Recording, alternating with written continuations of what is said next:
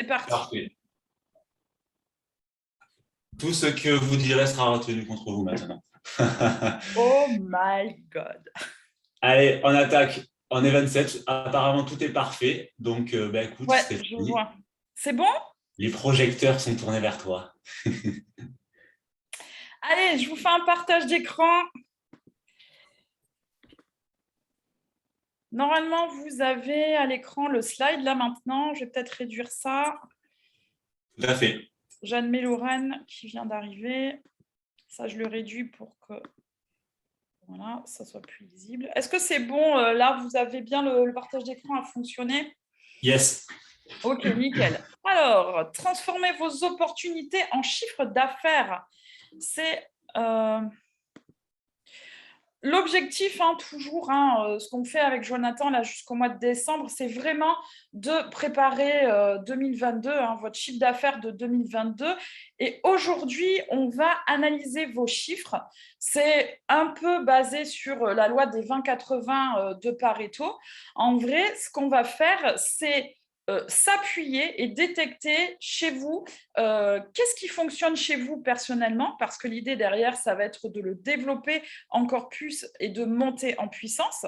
Ensuite, ça va être de voir ce que vous faites déjà, mais là où on va pouvoir apporter des points d'amélioration, ça va contribuer à l'augmentation de votre chiffre d'affaires, de colmater des fuites et surtout ne pas perdre le travail engagé. Et c'est aussi la voie du champ des possibles, trouver de nouvelles opportunités, des choses que vous n'avez pas encore mises en place, que vous n'exploitez pas et qui sont la belle autoroute pour augmenter encore plus son chiffre d'affaires. Et surtout, ne pas se tromper, parce que souvent, on fonctionne trop au ressenti. Et quand on pose les choses, on se rend compte que ce qu'on avait imaginé, ce n'est pas toujours la réalité. Et l'idée, c'est que la vérité, elle vienne un petit peu vous frapper en pleine figure. D'accord? Donc, l'idée, c'est vraiment d'être factuel, de se poser sur les bonnes choses, axer les bons leviers et développer le champ des possibles avec une autoroute. Alors, ne pas se tromper, souvent dans le ressenti, on va se planter sur l'origine du contact.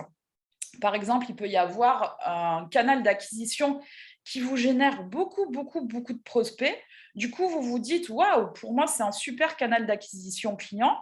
Un autre qui ne génère pas trop de prospects. Mais en fait, quand on regarde quels sont les canaux d'acquisition qui vous ont conduit à la vente, eh bien, on s'aperçoit que celui qui vous a généré beaucoup, beaucoup de contacts n'est pas si fameux que ça, et que celui dont vous aviez l'impression que ce n'était pas une dinguerie, en fait, vous apercevez que celui-là, il vous conduit quasiment systématiquement à la vente. Voilà ce que c'est ne pas se tromper. Pour info, Stéphanie, pour des raisons de bande passante, j'ai sorti ma caméra, mais je suis là. Ok, ça va. De toute façon, là, en vrai, j'ai masqué tout le monde. Du coup, je vois personne. En fait, j'ai juste le chat là-haut où je vois s'il y a des messages. Hmm. Et voilà, En fait, on est que tous les deux. on est tous les deux. Ouais, c'est moins flippant. Allez, Jeanne et Carole qui vient d'arriver aussi. Alors, pour augmenter son chiffre d'affaires, en vérité, il n'y a pas de magie. Soit on multiplie ce que l'on fait, tout bêtement, mais là, on est très, très rapidement coincé. Tiens, on en parlait juste avant, Jonathan, par le temps. Le temps, il n'est pas extensible à l'infini. On est déjà un Exactement. petit peu en mode, on n'a pas de temps. Soit on améliore soit on améliore ses ratios, d'accord? On améliore ses taux de transformation pour devenir plus productif et pour que ce qu'on a engagé nous génère le plus de résultats possible. Alors pour ça, il y a un outil absolument indispensable, c'est la feuille d'activité. Je vais vous la donner. Alors je pense que je vais arrêter le partage pour pouvoir aller la chercher. Ah oui, tu t'es mis en photo carrément. C'est pour que ça soit plus agréable. Non, je plaisante. Ben oui, c'est parce que c'est l'avatar, en fait. Ok. Alors, où est-ce qu'elle est? Alors, je vais être un petit peu en mode bug rapidement, ça ne va pas être non plus l'enfer total, mais en fait, là, je suis sur Mac, alors que d'habitude, je suis sur PC. Et évidemment, c'est pas du tout, ça marche pas du tout pareil. Alors, c'est vrai qu'en tant que mandataire, à Genco, et particulièrement dans l'immobilier, on entend souvent je n'ai pas le temps, je suis débordé, je suis au taquet, je suis full. Mais c'est vrai que après, quand on se pose et que finalement, on met tout sur un tableau, on se met l'agenda et que finalement, on priorise, comme tu vas le voir tout à l'heure, ça permet vraiment finalement d'optimiser son temps et finalement d'être au taquet. On en revient à la règle des 80-20 aussi, finalement. Ouais, complètement. Donc, normalement, c'est bon, hein, le partage Ouais, c'est a bon. Ouais. fonctionné. Ok, super. Donc ça, c'est un tableau d'analyse d'activité que bien sûr, vous allez pouvoir récupérer et garder précieusement et pas que garder. J'espère vraiment que vous allez l'utiliser. Je vais vous expliquer comment ça fonctionne. Alors, on va faire ça en 3 parties. Là, je vais vous expliquer le fonctionnement du tableau. Ensuite, je vais vous partager une vidéo. C'est un enregistrement d'un coaching que j'avais fait avec une personne où on a débriefé son tableau d'analyse. D'accord? Alors, c'est un petit peu long. Ça dure, je crois, une 30aine de minutes, mais vous allez apprendre plein de choses. Ça va vous aider à comprendre comment l'utiliser. On va en retirer une conclusion. Derrière nous, évidemment, on va débriefer aussi. Ensuite, je vais prendre un autre exemple d'une feuille d'activité et c'est vous qui allez devoir faire ce travail d'analyse. Donc, on va remettre les micros à ce moment-là pour que vous puissiez, vous, après, quand vous le faites pour vous, eh bien, en tirer tout seul des conclusions. D'accord? Et puis après, s'il y en a un qui veut se prêter au jeu, qui a ses chiffres sous la main, eh bien, on pourra, si vous voulez, analyser votre activité pour l'idée. Donc, 3 choses. Savoir ce qui marche pour vous, et vraiment l'identifier et le développer encore plus, voir ce qui est pas terrible, voire carrément à abandonner, donc pas terrible, soit à améliorer, soit carrément à abandonner, et tout le champ des possibles, toutes les actions auxquelles vous ne pensez pas, que vous n'utilisez pas forcément et qui peuvent être une source de chiffre d'affaires vraiment importante. D'accord? Est-ce que, Alors, est-ce que dans la, excuse-moi, est-ce que dans la salle, il y a des personnes qui utilisent ce genre de tableau?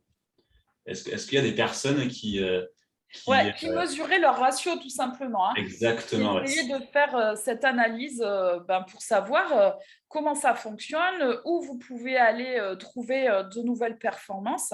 Est-ce qu'il y en a qui... C'est rare, hein, généralement. C'est très, très rare. Ouais. Très, très rare. Et Ouais, ça, c'est, j'ai envie de dire, malheureusement une ouais, grossière ouais. erreur parce qu'on est dans le flou, hein. Alors, attends, je vois qu'il y a un C'est message. ça. En fait, je crois qu'il y a beaucoup de gens qui considèrent ça comme une perte de temps de se poser un quart d'heure et de faire le point. Ouais, perte de temps, truc un peu chiant. Ouais. Non, mais c'est vrai, clairement, il faut être honnête, hein, c'est le ressenti qu'on a. Du coup, il y Bon, a ouais, quelqu'un, ouais. Annie, qui dit non. Attends, il y a encore des gens qui veulent rentrer. Je vais essayer de Mais les... en réalité, en réalité, c'est un gain de temps énorme parce que ça nous permet de nous concentrer sur ce qui fonctionne et sur notre cible, en fait. Complètement. Moi, je le faisais un peu. Et, Ben, en fait, il y a des choses où on est naturellement bon et ça peut ressortir là. Il y a des choses, comme je disais tout à l'heure, si on est vraiment trop ressenti, on peut se planter complètement de voix et ça, c'est dommage. Et des fois, on ne s'aperçoit pas qu'il y a des choses qui fonctionnent parce qu'elles sont trop... on ne les fait pas assez, mais par contre, elles ont un taux de conversion dingue, mais du coup, ça ne nous marque pas forcément les esprits. Et on passe carrément à côté, j'ai envie de dire, de gros chiffres d'affaires, en vrai, hein, clairement. Hein. ah ben, c'est ça. Parce comme on a l'habitude d'avoir la tête dans le guidon et finalement de ne pas se poser en réalité, puisque souvent le mandataire travaille à flux tendu, bah, du coup, le fait de se poser, de mettre carte sur table et de se dire ce qui fonctionne, ça me dit, mais en fait, là, ça fait des mois que je suis en train de faire ça, mais peut-être qu'il faudrait que finalement, j'optimise ma communication Ouais, sur ça et que. je suis pas sur la bonne voie. Et en vrai, ça Ouais, saute vraiment à la figure. Hein. Et quand vous le faites, vous êtes capable déjà, vous, d'en tirer vos premières conclusions. Après, des fois, il faut qu'on vous aide à creuser un peu plus, mais vraiment, en vérité, oui, la vérité va vous sauter aux yeux. Du coup, il y a Annelise qui dit non, non. Audrey qui dit non, je ne l'utilise pas. Fabienne qui dit pas du tout. Et Magali, je ne suis pas trop sûre de ce qu'elle nous a dit. En fait, moi, si, mais on m'a appris à le faire avant. Alors, je ne sais pas s'il manque le pas. Moi, Du coup, je je sais pense pas. qu'elle fait et qu'on lui a appris, voilà, elle était en agence et on lui a appris à le faire avant, en fait. Ah oui, alors Elle a c'est ce appris à qu'elle faire. précise. Elle Alors, était c'est en très agence. agence, hein. En agence, c'est vrai que pour avoir discuté avec pas mal de salariés et de mandataires, c'est vrai que c'est beaucoup plus Ouais, développé en agence que. Ouais, clairement. ouais, c'est vrai, ouais. Clairement, moi, je suis issue d'agence, hein, et c'est vrai Ouais, que ouais, c'est nous, vrai, ouais. tous les rapports d'activité, c'était vraiment, alors certains tous les jours, d'autres toutes les semaines, d'autres tous les mois. Alors, l'avantage, c'est que ça permet aussi comment dire, de ne pas être dans le mur pendant des jours entiers et des semaines entières et de dire merde, là, il ne se passe rien et de se retourner et de ne pas comprendre sur quoi on peut agir pour relancer la machine en fait. Et quand on fait ce genre de suivi, bon alors celui-là c'est plutôt un suivi annuel, mais il y en a d'autres qu'on peut faire à la semaine, ça permet de tout de suite rectifier le tir et pas attendre de faire des traversées du désert sur plusieurs semaines ou plusieurs mois. Alors, il y a quelqu'un qui vient de nous rejoindre qui nous dit, voilà, je viens d'arriver, pourriez-vous me faire un petit résumé? En fait, là, ce qu'on va chercher par ce tableau d'activité, on va chercher à savoir quel est le levier chez vous, les actions qui sont vraiment profitables, sur lesquelles vous devez vraiment mettre un coup d'accélérateur, multiplier. Les actions pour vous qui sont moyens, et du coup, ça veut dire quoi? Soit on essaye de monter en compétence dessus, soit il faut carrément les abandonner parce que ce n'est pas un bon canal. Et toutes les autoroutes, toutes les pistes que vous n'utilisez pas et qui peuvent être une vraie voie royale pour développer votre chiffre d'affaires. Voilà. Allez. C'est un vrai outil de performance, en fait. Ouais, c'est un vrai outil de performance, clairement. Du coup, on passe aux explications. C'est bon pour vous? Jonathan, je t'ai plus. Yes, pas de souci. Ah, ok, c'est bon. Alors, attends, il y a encore des messages. Go, super. Merci Magali. Allez, je ferme ça. Alors, le tableau d'analyse d'activité. Alors, ça sous-entend qu'il faudrait, avant ça, que vous notiez l'origine de vos contacts. En fait, ce qu'on cherche à savoir, c'est quel canal d'acquisition client vous emmène à l'acte authentique. D'accord? On ne cherche pas à savoir quel est le canal qui vous emmène le plus de prospects, parce qu'on va le voir que ce n'est pas forcément le canal qui vous emmène le plus de prospects qui vous emmène à la vente. Donc, nous, ce qu'on veut, on veut savoir quelle est l'origine des contacts vendeurs qui vous emmènent à l'acte authentique. D'accord? C'est vraiment ce chemin-là qu'on veut trouver. Alors, idéalement, à chaque fois que vous avez un contact vendeur, il faut noter ou penser à demander d'où il vient, comment la personne vous a connu. Parfois, c'est très facile, parfois, c'est un peu plus compliqué, puisqu'en vérité, les vendeurs, ils font un espèce de parcours client. Ils auront peut-être vu une pub sur les réseaux sociaux, ils auront peut-être eu un flyer dans sa boîte aux lettres, il aura peut-être eu plusieurs interactions avec vous avant de prendre contact avec vous, mais quand même, ça donne vraiment une réelle vérité. Alors, la première origine que vous utilisez beaucoup, évidemment, c'est la prospection téléphonique, d'accord? Donc, l'idée, c'est de marquer dans la première colonne combien vous avez obtenu de contacts vendeurs. On ne parle même pas de mandat, on parle simplement de contacts vendeurs par ce biais-là, et combien se sont réellement transformés en vente. Mais attention, quand je parle de vente, c'est acte authentique, c'est pas compromis, c'est pas offre d'achat, hein. On veut vraiment aller à la finalité qui est l'acte authentique. Les recos professionnels. Alors ça va être plutôt tout ce qui est recommandations issues de courtiers, géomètres, diagnostiqueurs, toutes les personnes qui ont un lien professionnel avec vous dans votre activité. Alors, il y a quelqu'un qui veut rentrer encore. Je crois que je l'ai raté. Bon, je ne sais pas, je n'arrive pas à le retrouver. Recos relationnels. Donc ça, c'est plutôt toutes les recos on va dire, qui sont liés à vous, pas forcément dans votre activité de conseiller immobilier, mais votre carnet d'adresses, vos amis, vos familles, on peut y mettre les anciens clients. Les biens usés, ça normalement vous savez ce que c'est, ce sont tous les biens qui sont à la vente depuis, alors normalement on dit plus de 6 mois, mais certaines fois ça peut être aussi des biens surexposés, des biens qui sont commercialisés, vous savez, où le vendeur il a 7-8 professionnels qui travaillent sur son bien, donc là il est cramé en vérité. Ou alors sur un marché très très tendu, comme actuellement, c'est vrai que 6 mois, c'est plus que usé, hein. Il est carrément cramé, donc on peut faire même à partir de 3 mois. Les flyers, l'emailing, les panneaux à vendre, d'accord? Donc ça, c'est une démarche proactive de votre part, c'est-à-dire vous relevez les panneaux à vendre sur votre zone et vous cherchez à entrer en contact avec ce vendeur-là. Les panneaux vendus, ça c'est quand vous posez vos panneaux. Il y a parfois des gens qui disent « Ah là, j'ai vu, vous avez mis 3-4 panneaux là dans la rue, j'ai un bien à vendre, je veux travailler avec vous. » D'accord?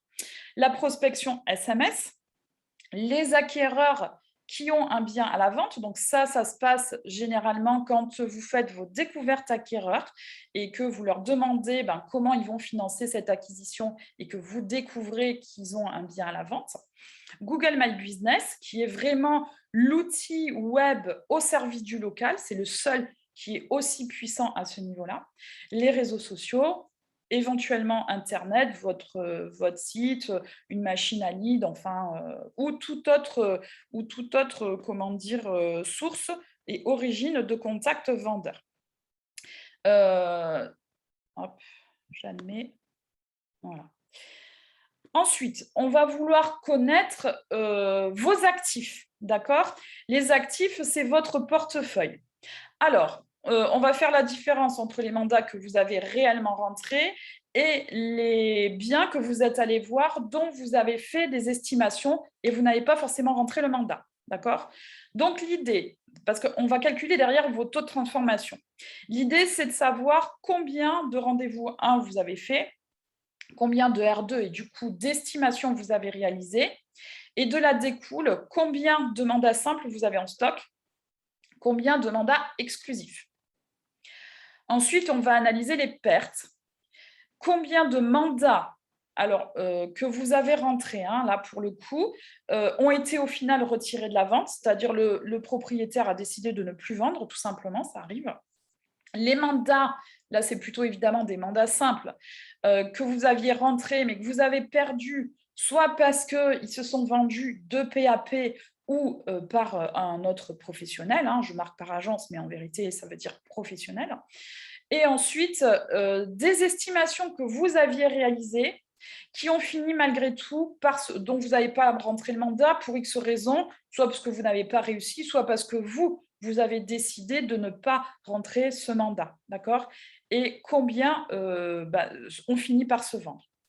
Ensuite, on va voir combien de ventes vous avez réalisées en mandat simple, combien de ventes vous avez réalisées en mandat exclusif, et éventuellement aussi combien de ventes vous avez fait en mandat de recherche. Ça va vous donner le total de vos ventes et en même temps, ça va vous permettre de pouvoir calculer la commission moyenne d'agence. On ne va pas s'en servir là aujourd'hui, mais c'est toujours important pour la suite de savoir quelle est la moyenne de vos transactions pour pouvoir après estimer vos CA l'année suivante. OK ?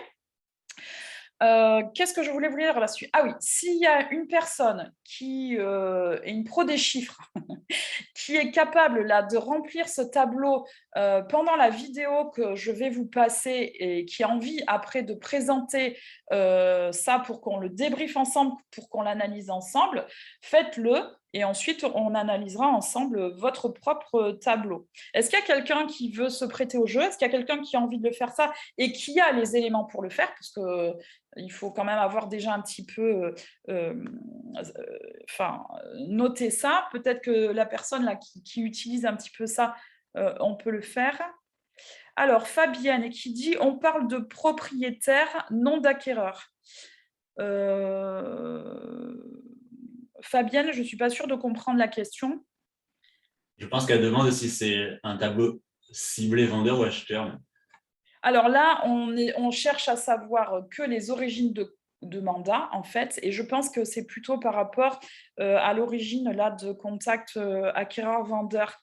Celui-là, là, acquéreur ayant un bien à la vente. C'est-à-dire que vous, quand vous faites vos découvertes acquéreurs, vous vous rendez compte que cet acquéreur-là, il a un bien à la vente. Et c'est comme ça que vous avez obtenu le mandat en vérité. D'accord.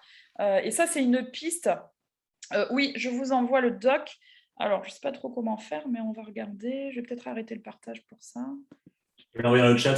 Si tu cliques sur les. Tu Sur peux les remettre 3 une petits question. points. C'est sur le petit document à côté de Ah la. ouais, attends, je regarde. Votre ordinateur, ok. Je vais aller chercher. Bureau. Tableau d'analyse d'activité. Tableau d'analyse. Ça doit être le vierge, celui-là.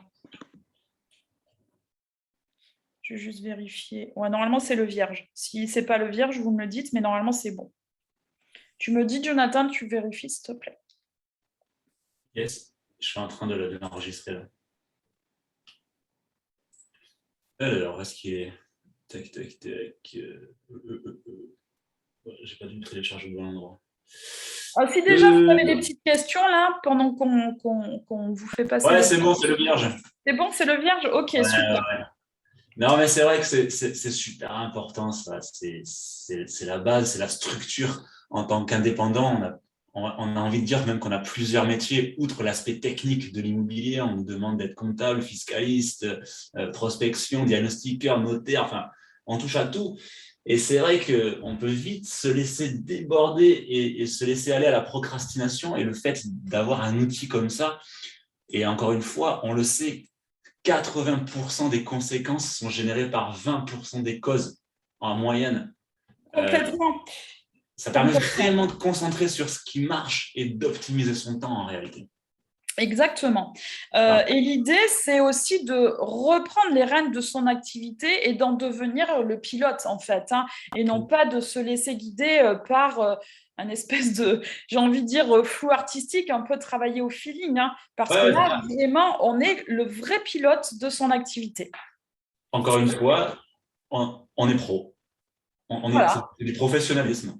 C'est ça, on prend vraiment en main notre carrière, quoi. C'est pas de l'amateurisme, tout est structuré, tout est chiffré, et on laisse le moins possible de chance au hasard, en réalité, en se structurant comme ça. Yes. Alors, Guillaume, peut-être, je pense, c'est quoi la différence entre R1 et R2? Alors, en vérité, moi, sur la méthodologie de la prise de mandat, je fais pratiquer toujours de la prise de mandat en 2 temps. Donc, le rendez-vous 1 sert de découverte du vendeur, découverte de ses freins, ses peurs, ses motivations, parce que derrière, ça nous permet d'obtenir aussi les leviers émotionnels qui vont au R2 nous permettre de closer, d'accord? En fait, ça nous permet de bien comprendre le client, d'obtenir des informations hyper importantes pour nous, y compris pour derrière réaliser l'estimation et être hyper percutant sur le R2 où on passe là en présentation de service et obtention du mandat. Pour le coup, mandat exclusif. Mais il nous faut des billes, il nous faut de la matière pour pouvoir vraiment être hyper performant dans le closing. Donc, le R1, c'est vraiment découverte du bien, du projet du vendeur et du vendeur, d'accord? Et le R2, c'est celui que vous connaissez, c'est où vous faites votre présentation de service, apport de valeur et signature, présentation d'estimation et signature du mandat. D'accord? C'est bon pour toi, Guillaume? S'il y a d'autres questions, là, on peut faire une toute petite pause et puis après, je lance la vidéo où c'est le one-to-one avec... Ok, super. C'est bon pour les autres, on y va. Je vous lance le partage de la vidéo. Allez, hop, je vais aller la chercher. C'est pareil, je vais galérer un petit peu. Bon. Je pense que tu vas y arriver. Oui, je vais y arriver, c'est juste que ça ne marche pas pareil, quoi. Et que je ne suis pas dans ma zone de confort, du coup, là. Alors, où est-ce que je vais la trouver? Du travail du mandataire, il faut aussi quitter sa zone de confort. Ouais.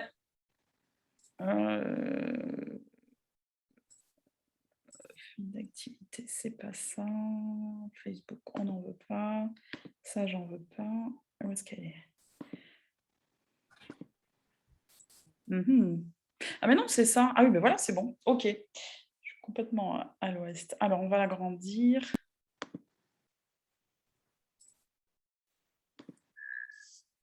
Donc, ça fait sur presque un an, en fait, parce que j'ai démarré en février.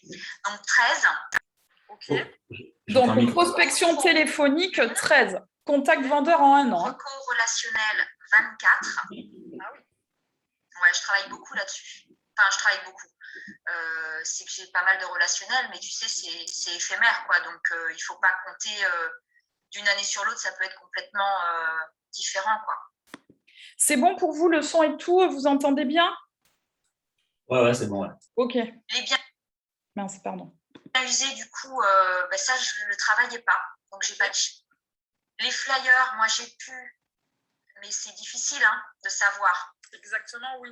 Et je ne flyais pas beaucoup. Donc, un qui s'est transformé en exclu et en vente. Waouh. Mailing, du coup, j'en avais pas fait. Ok. Mais j'ai quantifié quand même par Google My Business, tu sais, les retours que j'ai eus. Oui. J'en ai eu 2. Donc, j'ai mis, si tu veux, contact Internet et Google My Business. Donc, ça peut être Facebook, enfin, ça peut être, tu vois, plein de choses. Parce que les gens ne savent plus trop après où ils vont. Ouais. Donc là, j'en ai. T'en as combien? Alors, je vous apporte une toute petite précision parce que là, vous allez entendre certains chiffres qui ne collent pas avec ce qu'il y a écrit, mais c'est parce qu'en fait, elle avait oublié des choses, Alexandra, elle nous les a données après. Du coup, moi, le document que j'ai rempli, ce sont les chiffres réels après les petits oublis qu'elle avait eus. Mais après, on retombe sur nos pieds, en vérité. 2. Mince. Oh, c'est bien. Panneau 1. SMS, du coup, ça, c'est des choses que je ne faisais pas avant qu'on fasse la formation, donc 1. Ok. Et acquéreur ayant un bien à vendre, 1. Ok. Donc maintenant, ça a donné quoi? Donc là, tu m'as dit que tu en avais un qui était vraiment, que tu avais clairement identifié, qui t'avait donné une exclue, donc en plus c'est un flyer. Oui. Une exclue et que tu as vendu en plus. Donc sur justement tes actifs, ça donne quoi? Combien tu as fait de R1? Avant, tu faisais R1, R2 ou tu faisais mandat direct? Non.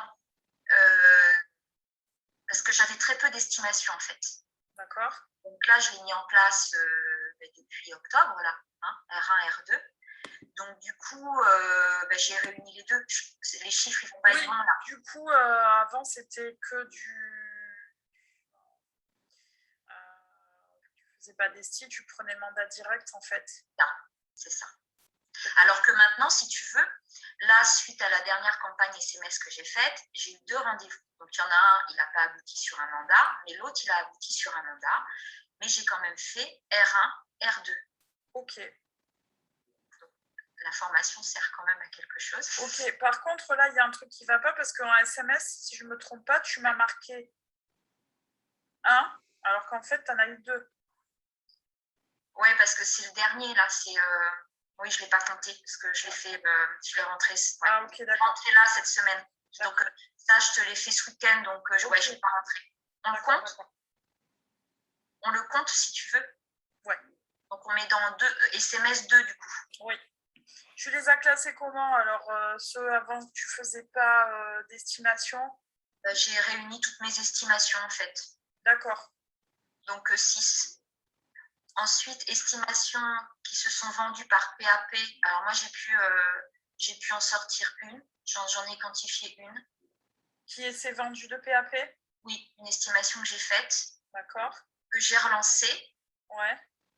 Ils ne m'ont jamais donné le mandat et du coup, ils l'ont vendu par eux-mêmes. Ok. Donc, mandat simple 28.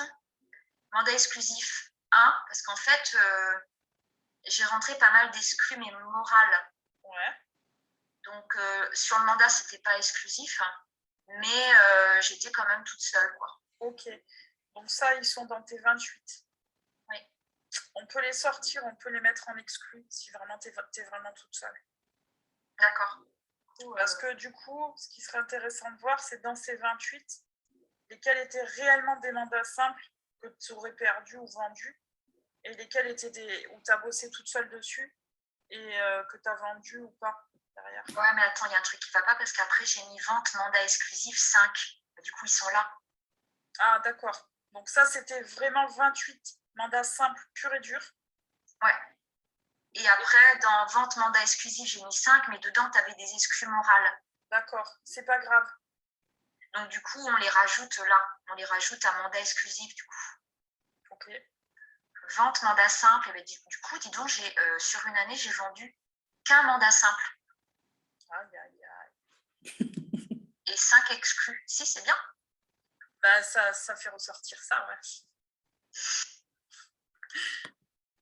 Donc ça, c'est la grosse prise de conscience. Oh merde, en fait, sur 28 exclus, sur 28 simples, j'en ai vendu qu'un, en fait. Là, parce que 28, c'est pas rien, ça donne quand même un peu la... Les mandats perdus, vendus direct, que 3. C'est pas la concurrence PAP, elle n'est pas si importante que ça, en fait. Okay. Et dans du coup, les 27 autres mandats, puisque tu en as vendu un en mandat simple, ils sont devenus quoi, ces 27 autres mandats? Ils sont toujours actifs. Okay. Sur la quantité, ah oui, mais je ne te l'ai pas mis. Oui, sur la quantité, il y en a qui sont vendus récemment. Là, il y en a eu vendus en décembre. Et le reste, je les ai toujours. Ouais, il aurait fallu que je te le sorte, ça.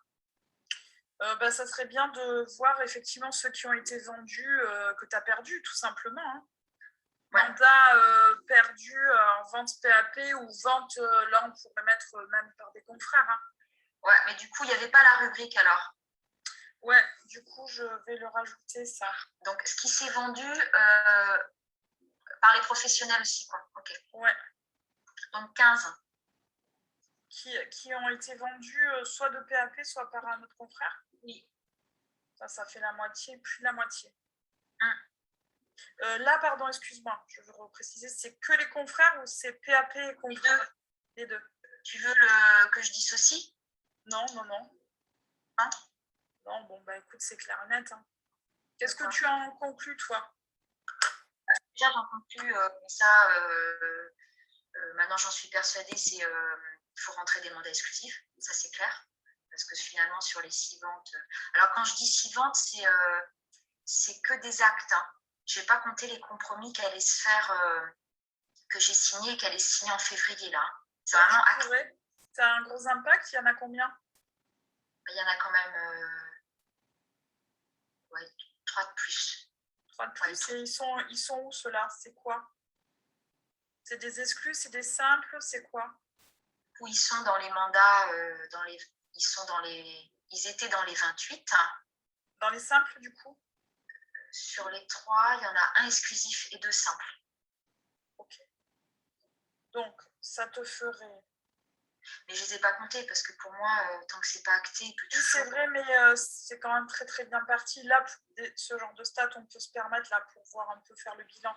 Donc, en gros, tu aurais eu 7 exclus, 7 ventes sur exclus, et tu avais rentré... moi, j'étais restée à 6 mandats exclus. Ah oui, parce que ceux qui étaient en morale, tu ne les avais pas mis. Et du coup, tu aurais fait 2 ventes sur du mandat simple, c'est ça? Tu as perdu 15 mandats simples. Et est-ce que tu sais les repositionner, toutes tes ventes là, du coup, maintenant que ce soit simple ou exclusif, j'ai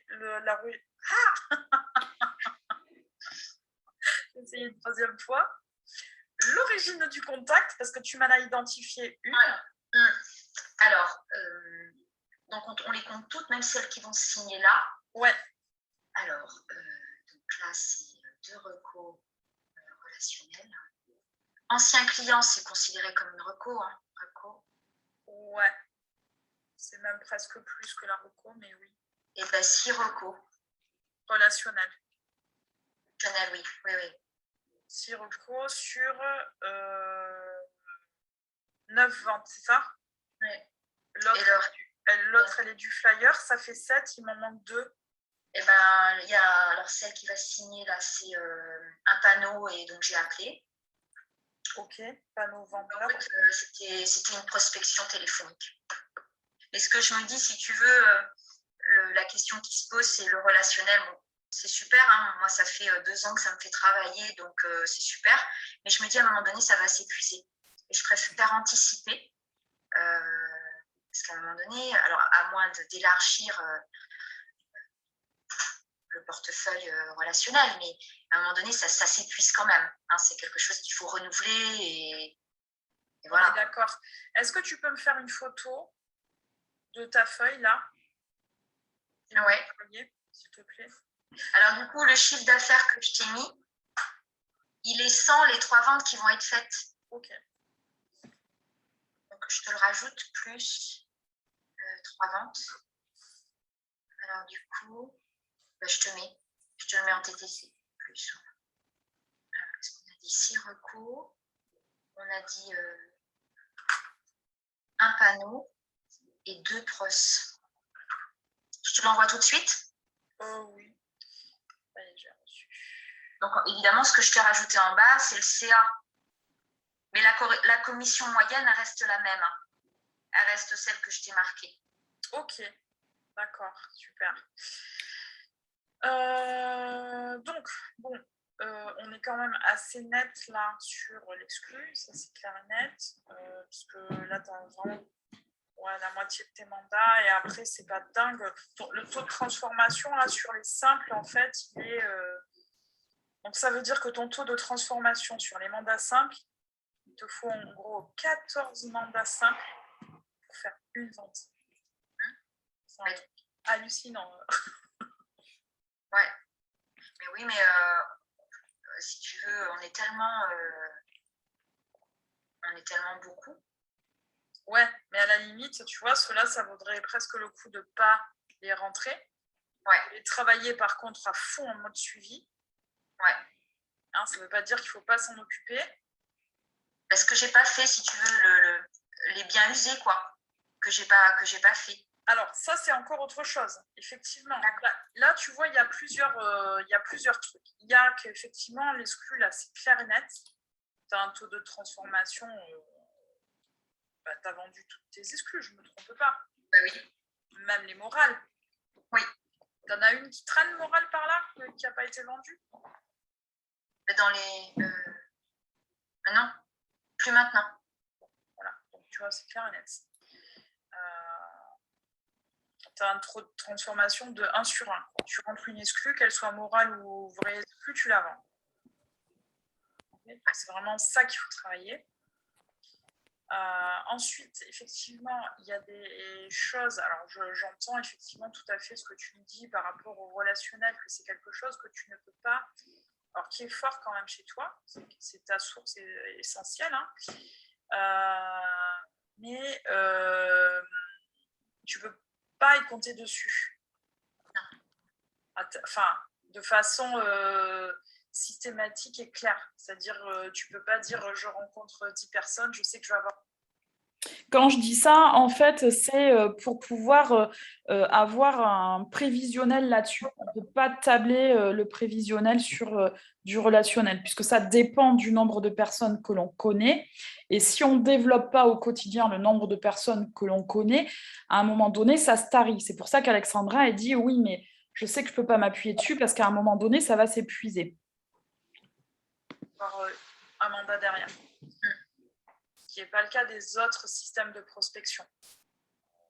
Même de la prospection téléphonique, tu sais très bien qu'à un moment donné, si tu contactes, je dirais n'importe quoi, 100 vendeurs, tu sais que derrière, tu vas avoir 5 mandats. Ça, c'est du sûr.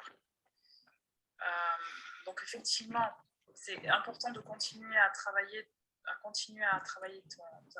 ton recours relationnel. Parce qu'en plus de ça, quand même, plus tu vas faire des ventes, plus les gens vont te retrouver. Ça va quand même augmenter, ça va être ta petite cerise sur le gâteau, mais effectivement, il faut que tu trouves des axes pour t'emmener plus de prospects, parce que tu n'en as pas tant que ça. Hein. Si on fait le total de tous tes prospects, tu en as 30, 40, tu n'en as pas beaucoup. Hein. Donc, en fait, le total de prospects, c'est 45. Hein. Elle a 45 prospects vendeurs. Super. Alors, c'est marrant parce que alors, c'est flagrant sur le mandat simple et sur le mandat exclusif.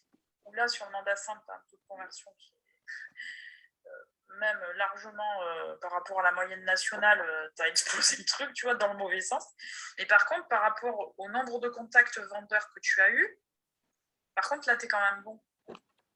Tu es même très, très bon. Donc, il faut vraiment que tu augmentes, d'une part, le nombre de contacts vendeurs et d'autre part, assurer encore plus l'exclu. Même si c'est une exclu morale, on s'en fout. Oui, parce qu'en fait, l'exclu moral, les clients se sentent moins coincés, tu vois. Oui, mais après, tu sais, dans l'exclu classique, si tu fais ton engagement de service, que tu le signes avec eux, cette objection-là, elle est virée parce qu'ils savent très bien que si tu ne mets pas les moyens en place, que tu ne poses pas, en fait, c'est ça qu'ils ont peur. C'est pas tant que ça d'être pieds et mains liés. Ils ont peur d'être pieds et mains liés si tu ne fais rien et qu'ils soient coincés avec toi. Alors moi, les dernières objections que j'ai eues, c'était oui, mais si on croise quelqu'un ou s'il y a un ami qui a quelqu'un qui veut acheter ma maison, si je signe une exclusivité, je suis coincée. Donc tu vois, c'est plus cette objection-là. Alors, ben oui, sauf que ça, dans les faits, c'est faux, parce qu'un contact, ça reste un contact. C'est très bien qu'en vérité, la vente, elle commence au compromis. D'accord ? Après, tu peux éventuellement négocier avec eux. Nous, on le faisait, ça s'appelait, dans ces cas-là, c'était un mandat confiance. Il y a encore quelques réseaux qui le font. Que si le vendeur, il t'emmène un prospect, un contact, bah, tu fais 50% des honoraires. Ouais. Comme ça, lui, ça le motive à ne pas tout doubler. Ça lui sécurise à mort la vente parce que toi, tu vas faire tout le reste. Un contact, c'est un contact. Des contacts, tu en as 5 par jour. Hein. Et de là à vraiment faire aboutir à la vente, ça, c'est très compliqué. Donc, ce que tu peux dire et toi, si tu es OK avec ça, parce qu'à la limite, il vaut mieux faire 50% d'hono que de ne pas avoir ton... Peut-être que dans ces cas-là, ces 28 mandats simples que tu avais eus, tu aurais peut-être pu les basculer en exclusif comme ça. Ouais. Pas, mais parce qu'après, peut-être qu'ils n'étaient pas tous à prendre. Bon, sachant qu'il faut que là, moi, je le fasse, parce que j'ai pas d'exemplaire. Tu peux le mettre en conditions particulières. Ah, je prends mon mandat normal et je mets en conditions particulières. Ça, c'est bien ça. Ok. Voilà. Du coup, ça veut aussi dire que tes biens usés, ils ne sont pas du tout travaillés. Et ça, c'est dommage parce que c'est une énorme source de mandat exclusif. Vraiment, vraiment. Ça, il va falloir que je mette l'accent dessus. Les mailings, momentanément, c'est pas très, très grave. Le SMS, ça a l'air de pas trop mal se passer. Oui, depuis que je l'ai mis en place, là, ouais. Donc, il faut voir. Puisqu'avec la prospection téléphonique, tu en as fait un petit peu, mais tu n'en as pas fait beaucoup. Une année, c'est 1 par mois. Ouais. Du coup, c'est quoi? Tu te sens pas à l'aise ou... Ouais, je me suis démotivée, en fait. Tu t'es démotivée? Oui, je me suis démotivée à force d'entendre on a déjà 3 agences. Et en fait, j'ai pas relancé, si tu veux. J'ai appelé qu'une fois. Et ça a été le tort. Et je me suis démotivée petit à petit. Donc, du coup, je me suis dit, autant reprendre la prospection téléphonique, mais la reprendre par SMS. Pourquoi pas revenir sur la prospection téléphonique après? Parce que j'en ai fait. Donc, c'est pas non plus quelque chose que je sais pas faire. Mais pour réamorcer un petit peu, pour me redonner un petit peu matière à travailler, puis un petit peu d'énergie, je préfère redémarrer par le SMS. En sachant que sur la prospection téléphonique, c'est normal que le mec, au départ, il te dise non. Oui, mais si je ne le relance pas derrière, effectivement... Voilà, c'est ça. Donc, en fait, c'est ta relance, ton suivi derrière qu'il faut que tu amorces. Donc, tu peux le faire de plusieurs façons. Hein. Tu peux peut-être quand même, parce que 13, c'était pas si mal... quand tu vois par rapport à tout le reste, tes deux plus forts, c'est quand même ton recours relationnel et ça, hein, jusqu'à maintenant. Ouais. Et oui, parce que le reste, je ne l'ai pas travaillé. Voilà. Ça s'appelle les biens usés, c'est-à-dire qu'il faut que j'aille. C'est tout le contraire de la pige, parce que la pige, en fait, si tu veux, généralement, tu appelles quand l'annonce, elle sort. Alors que le bien usé, c'est clairement un bien identifié qui a à la vente depuis plus de 6 mois, tu sais. D'accord. Mais du coup, ça, je le fais avec les SMS, du coup. Ou au téléphone. Ou au téléphone. En fait, il faut surtout que dans ton process, tu identifies que les biens usés, donc les biens qui ont plus de 6 mois, c'est un vrai canal d'acquisition client. Parce qu'il est dans un état psychologique complètement différent que celui dont l'annonce vient de sortir. Celui dont l'annonce vient de sortir, il est en mode gros gaillard, tu vois, au taquet, je vais y arriver, c'est facile. En plus, c'est vrai, ils arrivent à mettre en vente facilement. Potentiellement, ils ont quelques contacts, mais après, c'est pour ça que je te disais tout à l'heure, ok, un contact, c'est un contact, mais après, il faut vraiment vendre derrière. D'accord. Et celui qui a le bien à la vente depuis 6 mois, je peux te dire que lui, il déchante quand même. Hein. Il n'est plus dans l'état guerrier où il était au tout début en mode non, mais c'est bon, je vais y arriver. Tu vois. Ok. Donc, travailler ça. Les flyers, du coup, je continue. Bah ouais, ça vaut le coup parce que tu as quand même une exclue dessus. Donc, tu sais combien tu en avais distribué? À l'époque, je faisais un petit peu des quartiers, un peu n'importe comment, si tu veux. J'étais pas en îlot, là, comme maintenant. Alors, ça fera peut-être l'objet d'un autre échange. Je me posais justement la question de mes îlots, là. Okay. Je suis en train de repasser pour la deuxième fois sur un deuxième passage, quoi. Et je trouve que mon secteur est important pour moi toute seule. Donc, il faudra peut-être qu'on refasse un échange, mais que là-dessus. Okay, que je prépare ce que j'ai fait, tous mes îlots, et qu'on fasse là-dessus. On se fera un partage d'écran et tout. Ouais. Ok, donc les flyers, oui, c'est une belle piste, hein, parce que là, tu as quand même une exclue dessus. Moi, je trouve ça top. En plus, je ne pense pas que tu en aies distribué tant que ça. Non, à l'époque, non. Voilà. Puis l'avantage du flyer, c'est que tu vas dehors, tu vas rencontrer d'autres gens, tu ne vas pas faire que boiter. Hein. C'est au-delà de ça. Tu vas aussi surtout marquer le territoire pour ceux qui vont vendre dans les semaines et mois à venir. Tu vas créer une relation avec eux. C'est du long terme, hein, le flyer, mais ça vaut le coup. Il y a des endroits où ça marche très très bien, d'autres un peu moins. Là, tu vois, Pauline, elle est sortie 2 fois. 2 fois, elle a distribué 150 flyers et à chaque fois, elle a eu un retour estimé. Ah ouais. Ça vaut vraiment le coup de s'y pencher dessus. Les panneaux, c'est pas du tout exploité. Ouais. Est-ce que tu mets des panneaux vendus de tes biens? Oui. Systématiquement? Oui. Ce serait bien que tu fasses un petit flyer vendu quand tu as vendu aussi. Ouais, je l'ai fait. Ok, super. Et là, tu as fait... En fait, en gros, tu as eu un contact vendeur depuis les panneaux vendeurs de biens à la vente. Ça veut dire qu'il n'y a jamais de panneaux, donc tu ne les appelles pas. Mais non, c'est moi qui n'appelle pas. C'est moi qui n'appelle pas. Ah ouais. Tu veux dire quand il y a un panneau à vendre sur un bien? Ouais. Oui, mais le bien est souvent inhabité. Ouais. Donc, du coup, je laisse dans la boîte aux lettres. Ouais. Donc, je laissais des flyers. Et là, Pascal a partagé un courrier qu'elle avait fait. Je suis en train de travailler dessus, là, pour justement laisser plutôt un courrier. Ok. Si c'est en résidence secondaire, ils ne l'auront pas, quoi. Sauf, ouais, beaucoup moins. Non, mais là, dans ces cas-là, ça vaut vraiment le coup de creuser. Tu vois, tu as un bien identifié clairement à vendre. C'est de le retrouver par n'importe quel moyen, soit sur Internet, soit tu vas chez les voisins, soit tu vas à la mairie ou aux impôts voir à qui il est et obtenir les coordonnées du propriétaire. Et là, effectivement, prendre contact avec lui, soit par téléphone, soit avec un courrier, effectivement. Qu'est-ce qu'on peut dire d'autre? C'est pas mal déjà, là. Disons qu'il y a pas mal de choses à mettre en place, quoi. C'est bien. Tu as des belles autoroutes, hein.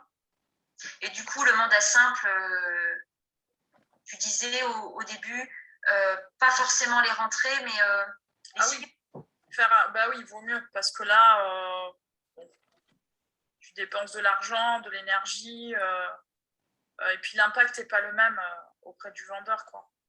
Les suivre comment, du coup, les appeler de temps en temps pour savoir où ils en sont. Et à un moment donné, peut-être dire s'ils ont fait le tri au niveau des confrères, des choses comme ça. si ça se passe bien, refaire un point, même mensuel, pourquoi pas. Et en fait, si tu veux, quand tu rentres le mandat, ça cautionne en fait le prix. Puis bon, attention, tu ne travaillais pas tout à fait comme tu travailles aujourd'hui.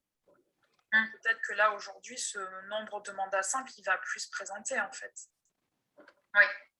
Ben là, ce qui se passe, du coup, c'est que j'ai plus d'exclusivité parce qu'elles ont été vendues. Donc là, je me retrouve avec les mandats simples qui ne sont pas forcément des mandats qualifiés. Et oui. Donc, il va falloir que je travaille les mandats que j'ai. Parce qu'il ne faut pas les laisser tomber. Enfin, je n'ai pas le droit de les laisser tomber. Alors, non, mais si. Si, on en a déjà parlé, je sais. Officiellement, voilà. Ouais. Donc, faire le point là-dessus, si ça vaut le coup que je les garde ou pas. Parce qu'à un moment donné, ils vont se vendre de toute façon. Ah oui. Tu arrives à se vendre. Donc, et puis, partir sur ce qu'on a dit là, les différentes pistes qu'on a évoquées. Ouais. Voilà. Tu peux te faire un petit tableau que tu gardes devant toi, une petite feuille, tu vois, sur les axes importants. Donc, des fois, je me le fais. Tu vois, moi, je me note mes trucs hyper... Oups. Non, mes trucs hyper importants que je veux. Ok. Ouais, ça, je me le suis marqué limite. Donc, les idées fortes comme ça, les choses un peu fortes que tu peux faire de la prospection. Ah oui, la prospection, c'est la prospection avec un grand P. En général, quoi. Voilà.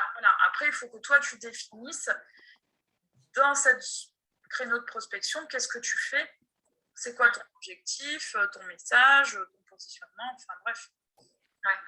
Okay. Ce que tu y fais. Mais là, pour une première année, c'est pas négatif. Bon, je vais arrêter là parce qu'après, on papote sur 2-3 trucs. Ce que je vais faire, je vais vous faire un partage d'écran sur la conclusion, puisqu'on l'a noté en vrai en bas sur la page. La conclusion, le résumé de ce qu'on en a retiré. Du coup, Jonathan, si tu veux poser les petites questions là, qui vont bien, en attendant que je bidouille, moi, avec, pareil, mon changement d'ordi pour... C'était une belle démonstration, là. J'aimerais bien avoir les retours des personnes, voir déjà s'ils ont compris l'utilisation, si ça leur donne envie. En fait, ils se sont tous déconnectés. Il n'y a plus personne. Oh mon Dieu. L'horreur. Okay. Est-ce que ça vous a plu cette petite vidéo? C'est vrai que c'était une bonne petite illustration finalement de l'outil en réalité. Et on voit vraiment avec les ratios à quoi ça sert. Quoi. Ah, c'est joli la montagne, ça me donne envie d'y aller là. Ouais, attends, je galère là. Où est-ce qu'il est mon truc? Attends, je vais arrêter le partage, je vais le chercher comme ça en off. Comme ça, vous ne verrez pas à quel point je galère. Et comment ça se fait que tu n'es pas du coup... Ah, mais mon PC, il m'a planté, planté total, là. Hier soir, alors que j'étais en live, j'étais en webconf. Ouais. Du coup, à 8h moins 5, j'étais pas prête. Aïe. Alors que ça commençait à 8h, j'étais pas bien. Je suis arrivée à la webconf, j'étais rouge écarlate. Tu m'étonnes. Mince, où est-ce qu'il est, Est-ce que pour l'instant, vous avez des questions? Vous avez besoin qu'on revienne sur quelque chose dans le groupe? Celui-là. Ouais, il semblerait que ça a été très explicite. Ok. Alors, bon, j'ai trouvé le bon doc déjà. Audrey, c'est clair. Bon, c'est parfait alors.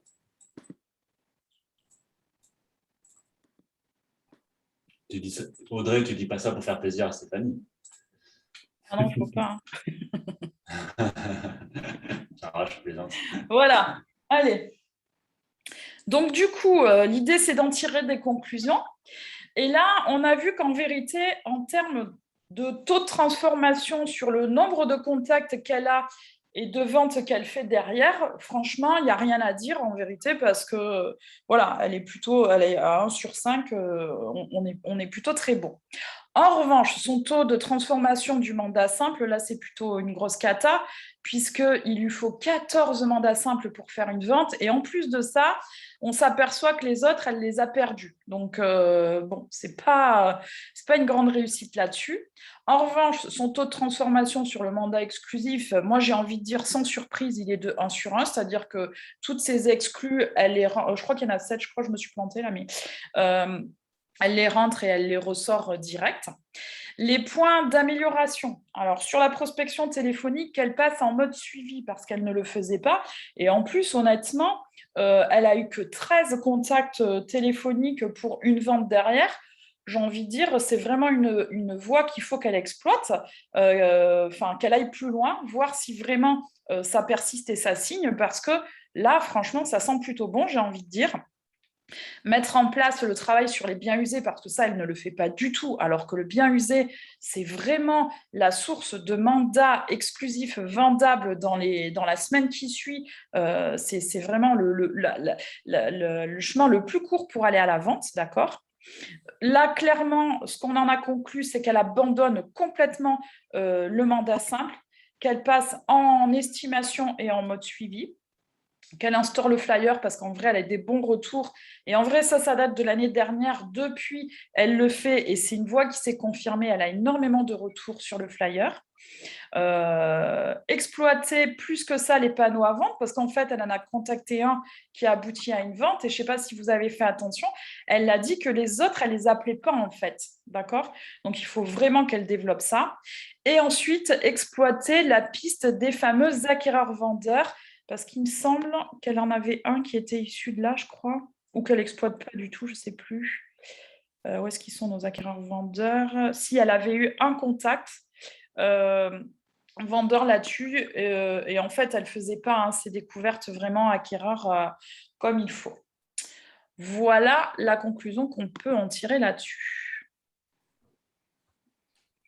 Alors, qu'est-ce que ça... On peut peut-être allumer les micros, Jonathan, une petite pause là pour qu'on puisse avoir un peu plus d'interaction. Qu'est-ce que tu en penses ?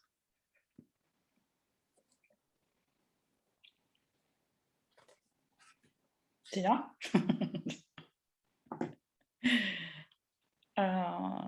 Du coup, allez, go, vos réactions là-dessus. Est-ce que vous avez des questions ?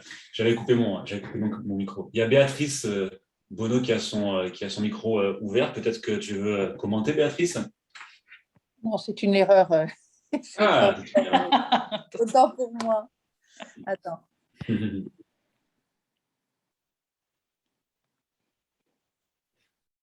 Bah, c'est que c'était super clair alors.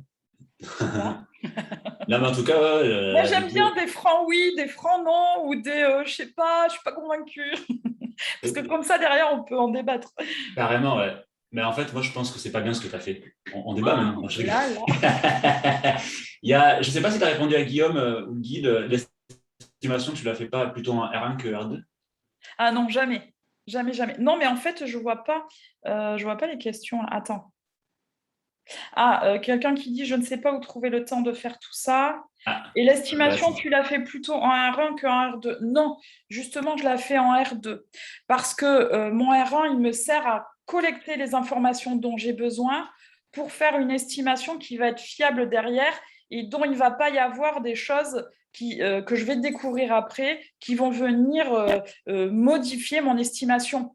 Je pense, parce qu'au R1, on est censé aussi récupérer le titre de propriété, parce que le vendeur, il se plante, il oublie de dire qu'il n'a pas déclaré telle transformation, il oublie qu'il avait une servitude, enfin, il oublie plein de trucs, et le problème, c'est que souvent, ça peut avoir une incidence sur le prix. Donc, moi, je préfère avoir tous les éléments en main pour ne pas revenir après sur mon avis de valeur, en vérité, et aussi pouvoir avoir tous les leviers émotionnels pour derrière être plus performante en closing, d'accord ? Et le problème, c'est que si vous rendez votre estimation en R1, derrière, votre présentation de service, vous n'allez pas pouvoir la faire. Parce que le vendeur, qu'est-ce qu'il veut ? Il veut connaître le prix. Du coup, il risque, si vous lui donnez ce qu'il veut tout de suite, il ne vous écoutera plus pour la suite, vous n'allez pas arriver à reprendre rendez-vous, ça va être plus compliqué pour closer derrière. Donc, moi, je n'aime pas travailler comme ça, en vérité. Là, c'est vrai que sur sur cette fameuse, ça fait très longtemps que j'en entends parler aussi, ce fameux R1 et R2, bah, du coup. Est-ce que tu as fini avec le partage d'écran? Tu as fini le PowerPoint? Après, là, ce que je propose, c'est une fiche qui a été remplie pour que vous l'analysiez, pour que vous en tiriez vos conclusions. Donc, c'est juste le temps de la partager, de voir un peu les chiffres et de voir qu'est-ce qu'on peut en conclure. Ça va durer 5 minutes. Après, s'il y a quelqu'un qui a rempli sa grille à lui, on peut la débriefer ensemble. Voir, je peux faire, comme j'ai fait avec Alex, alors, ça ne durera pas 1 heure, bien sûr, hein, mais voir justement qu'est-ce qui en ressort de cette grille. Eh bien, je remettrai la cam après alors. Mais c'est vrai que le R1 et le R2, j'en entends parler depuis très longtemps et il y a 2 écoles pour. Ouais, il y a clairement 2 écoles. Moi, j'ai appris comme ça. C'est ce qui m'a rendue vraiment performante en exclu derrière, parce que j'avais toutes les billes en main pour aller très loin dans mon closing et sortir du combien vous en voulez et retravailler le mandat après dans le temps. Moi, j'aime bien tout de suite, tu vois. Je suis une acheteuse de mandat, en fait, si tu veux. Une quoi, pardon? Une acheteuse de mandat. D'accord. C'est-à-dire que moi, je sélectionne mes mandats, je fais un gros tri, je fais oui, marché. bien sûr. Ouais, la loi des 80-20, encore une fois. Voilà, c'est ça. Ouais. Alors moi, je suis un peu plus modéré. Moi, je suis plus partisan, tu vois, ça va être intéressant à débattre. Je suis plus partisan du R1, mais je m'adapte. Parce qu'effectivement, il y a plusieurs, il y a la théorie, mais il y a aussi sur le terrain, tu sais, où quand tu n'as pas tous les indivisaires, quand tu as un bien un peu particulier. Mais c'est vrai que moi, quand j'étais sur le terrain et que j'avais la possibilité de closer en R1 direct, je le faisais direct, je closais direct. Ouais, je sais qu'il y en a qui font comme ça. Après, il faut être à l'aise avec. Voilà, c'est ça. Après, c'est vraiment une façon de travailler. Hein. Il y a pas de. Je pense qu'en fait, dans les deux cas, il y a des avantages et des inconvénients. Et après, c'est à sa façon de travailler en réalité. Ouais, c'est ce avec quoi tu te sens à l'aise. Moi, je sais que je suis à fond dans l'anticipation. Je déteste me retrouver face au mur, mais vraiment. Donc, j'anticipe à mort. Après, moi, j'ai mes petits leviers sur lesquels je peux appuyer.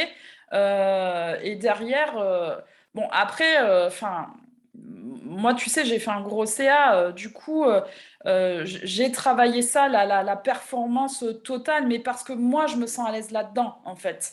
Ouais, c'est ça, c'est vraiment propre à chacun en réalité. Ça, il faut être à l'aise avec sa façon de travailler, être en phase. Les 2 cas, parce que c'est vrai que d'un côté, c'est vrai qu'avec le R1, tu closes direct, tu as le mandat direct. Alors, on parle toujours d'un mandat dans de bonnes conditions. Hein. Ce n'est pas un mandat hors de prix, dans de mauvaises conditions. Oui, voilà. Il faut de toute façon, quoi qu'il en soit, qu'on le fasse en R1, en R2, il faut garder à l'esprit qu'on achète le mandat. Vraiment. Voilà, on veut un mandat de qualité qui va nous emmener à la vente. Et après, on peut faire un espèce de R1. Au States, ça se fait beaucoup. Mais ça veut dire qu'on aura fait en amont une espèce de découverte avec le vendeur. On aura récupéré les informations dont on a besoin. Et quand on arrive au rendez-vous, on a tout en fait sous la main. On a déjà pu travailler un petit peu sur l'estimation. Et après, on se met en mode. Et là, tu peux bosser qu'en R1. Hein. Tu te mets en mode rendu d'esti, déballe de ta prestation de service et closing. Hein. En fait, le R1, ça demande une connaissance vraiment accrue du marché, en fait, de son marché. Moi, dans mes coachings, le R2, je le conseille. Bon, déjà, pour des notions juridiques, c'est évident. Quand tu n'as pas tous les indivisaires, bon, on connaît tous. C'est bon, je signe pour ma femme. Pour mon conjoint. On la connaît tous, celle-là, mais bon, juridiquement, on évite. Donc là, on part sur un R2 forcément. Je vais le préconiser quand on n'est pas à l'aise avec son marché, surtout quand on débute, c'est clair. Quand on a des biens un peu atypiques, qu'on n'a pas l'habitude de voir et que ça demande effectivement de se documenter en amont, effectivement, quand on veut arriver avec un dossier carré de 15 pages aussi, quand on travaille comme ça. C'est vrai que ça permet effectivement d'arriver avec quelque chose de très carré, de très professionnel, le R de serré. Et l'inconvénient, c'est que si entre-temps, parce qu'il ne faut pas, à mon sens, que l'espace entre le R2 et le R1 soit trop grand, parce qu'à mon sens, on peut se faire griller. Ouais. Je pense que les 2 rendez-vous doivent être à 48 heures grand max. Ah oui, vraiment, 48 heures grand max. Et puis, en vrai, quand on travaille en R2, R1, R2, en fait, il faut faire un travail de pédagogie. Hein, puisque le risque, effectivement, que tu aies une autre personne qui arrive et qui embarque le mandat en mode Combien vous en voulez, je rajoute mes zonos dessus, évidemment, ça existe. Mais dans ces cas-là, tu l'expliques au vendeur en amont, de dire attendez, ne signez rien avec personne tant que moi je ne suis pas revenu. Il faut le dire clairement, les choses, en fait. Pour Voilà, telle il et faut être telle clair raison. et Et on franc. explique aux gens pourquoi. C'est ça, c'est ça. Parce que ça peut arriver dans le cas aussi où tu arrives le mercredi, que les rendez-vous avec les confrères soient déjà pris, par exemple, pour le lendemain. Moi, personnellement, je le close direct. Je ne prends pas le risque de. Parce que on le sait comment ils sont sur le terrain. Ils te disent oui, mais demain, ils vont tomber sur un commercial qui vont lui dire autre chose. Enfin, sur le terrain, on le voit. Ouais, je sais. Donc, Moi, je mais le fais pas. Moi, je m'en tape du risque, tu vois. Parce que je sais ouais, qu'au pire, s'ils le prennent comme ça rapidement, généralement, c'est largement au-dessus du prix, c'est d'accord? vrai. Et ça veut dire que c'est un mandat qui ne se vendra pas. Du coup, moi, derrière, je sais que j'ai le temps de le bosser en réalité. En Mais réalité, voilà, c'est vrai c'est mon que. approche, c'est ma façon de faire. C'est pas, voilà, il y en a qui sont à l'aise. Toi, tu es à l'aise sur du R1. Et si ça fonctionne pour toi, le R1, j'ai envie de dire, tu vois, go. Oui, oui, c'est ça. C'est vraiment propre à chacun. Et c'est, comme tu dis, en fait, c'est pas qu'une histoire de R1 et de R2, c'est toute une histoire de stratégie qu'il y a derrière, en fait. Complètement. C'est toute l'éducation, le commentaire, les commentaires, le discours, l'éducation qu'on va avoir avec les vendeurs. Et C'est cette ça. part Il y en a qui sont à l'aise, par exemple, à prendre le prix, tu vois, le mandat un peu plus cher et travailler le prix après. Moi, Hmm. ça, c'est un truc, je ne suis pas à l'aise avec. Ça, c'est niette. Ah Voilà, ouais. parce que pour moi, à part, tu auras beau argumenter tout ton prix. Si Mhm. derrière, tu signes le mandat au prix du vendeur, ça veut dire que tu anéantis tout ce que tu as dit toute l'heure qui a précédé et que inconsciemment, tu valides le prix dans la tête du vendeur. Donc moi, c'est un truc, je me sens pas du tout à l'aise avec ça. Je préfère rester, je vous ai dit que c'était pas possible, machin et tout, je vous le prouve parce que je ne prends pas le mandat. Et après, on C'est fait ce ça. fameux travail de suivi. L'idée, c'est de pas, au contraire, c'est d'être plus malin, à la limite, de faire un travail de suivi que les autres, parce que certains, quand ils prennent le mandat trop cher, ce qui se passe, c'est que, et puis, bon, en plus, s'ils ont raconté un peu mondes et merveilles, il va se passer rien du tout. D'accord? Ils auront même parfois plus du tout de nouvelles du conseiller immobilier. Et toi, tu n'as pas pris le mandat, tu continues à faire ton suivi régulier, et là, il y a une vraie différence qui se crée, parce que le vendeur, il se dit, oh, elle n'a pas pris le mandat, elle continue à me suivre, et l'autre, il a pris le mandat, j'entends plus parler de lui. Mhm. Donc Oui, oui, voilà, bien c'est sûr, il des y a beaucoup de stratégies choses. en fait, hein. C'est une vraie stratégie. Et puis, accepter finalement les conditions du vendeur comme ça, comme beaucoup font en réalité, c'est aussi quelque part perdre le contrôle. C'est-à-dire que Complètement. le vendeur aura le contrôle sur la suite. Et c'est pas bon, on ne travaille pas dans de bonnes conditions. Et ça, je le dis toujours, le cadre autoritaire, entre guillemets, et le contrôle, c'est le conseil qui doit l'avoir. Sinon, c'est mort. Exactement. On Sinon, c'est doit mort. toujours être le leader, le maître Ouais, ouais, de comment on conduit le rendez-vous, de je suis notre d'accord. Ouais, stratégie, ouais. et de ne pas se faire guider par les peurs. Parce que souvent, ce qui conduit le conseiller immobilier à accepter un peu tout, c'est parce qu'il flippe en fait. Il flippe de ne pas avoir le mandat et il flippe derrière de ne pas avoir la vente. C'est Il y a vrai. des questions intéressantes. Il y a Oui. Guillaume qui dit donc tu remets l'estimation en main propre au R2, ce qui sous-entend que certains envoient l'estimation. Donc non, non, bien sûr, c'est toujours en face à face, hein, dans l'objectif derrière de signer le mandat, hein, parce qu'une estimation que vous envoyez par mail ou je ne sais comment, bah, derrière, vous perdez vos chances de closer et de signer votre mandat. OK. Euh, alors, le problème, c'est que l'offre est faible et les propriétaires le savent et ils imposent leur prix. Alors, oui et non, mais dans n'importe quel marché, et même encore aujourd'hui où on était jusqu'à présent, il y a certaines zones où ça commence à s'arrêter, ça, où on était sur un marché haussier. On a vu, là, même pendant ces périodes, des biens qui restaient à la vente parce que le propriétaire, quoi qu'il en soit, il est toujours gourmand, il est toujours plus gourmand que la réalité. Et ça, attention, Je euh, reviens dans 2 minutes. ouais, vas-y, moi je veux savoir m'occuper. Euh, c'est aussi, souvent quand vous avez ce schéma de pensée-là, c'est aussi parce que souvent vous avez comme seul canal d'acquisition la pige. Le problème, c'est que quand vous êtes sur de la pige, vous avez déjà raté tous les vendeurs, enfin c'est trop tard quelque part. Vous êtes sur un bien qui est déjà mis en commercialisation, alors qu'en vrai, vous avez toute une partie du chiffre d'affaires qui se fait sur des biens qui ne passent pas à la commercialisation, dont le propriétaire ne met pas à vente, que vous chopez avant que lui mette en vente, d'accord? Donc, c'est vrai qu'on pourrait penser ça, mais dans les faits, c'est pas si clair que ça. Et après, oui, bien sûr, vous avez le fameux qui voudra toujours de l'or de son bien, mais souvent, on s'aperçoit que derrière, il n'est pas vraiment vendeur. C'est un vendeur opportuniste qui n'a pas un réel projet de vente derrière. C'est comme ça que même là, cette année, on a trouvé des biens qui étaient à la vente pendant plus d'1 an, hein, d'accord? Donc, ça existe.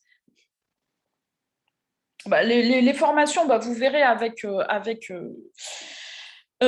Expertimo, hein. Moi, je reviens de toute façon, je ne sais pas encore ce que je vais vous faire comme sujet au mois de décembre, mais l'idée, c'est de travailler les leviers de la vente. Après, on pourra prendre un petit temps pour là, après, on pourrait me poser des questions sur le R1, R2 si vous voulez tout à l'heure. Comment choper ce propriétaire qui n'a pas encore mis à la vente? Justement, Fabienne, ça, c'est tout le travail de la prospection en mode lame de fond. Donc là, c'est vraiment la prospection terrain, être présent sur son secteur, donc ce qui sous-entend que derrière, il faut se créer un secteur, d'accord, qu'on va travailler avec son relationnel.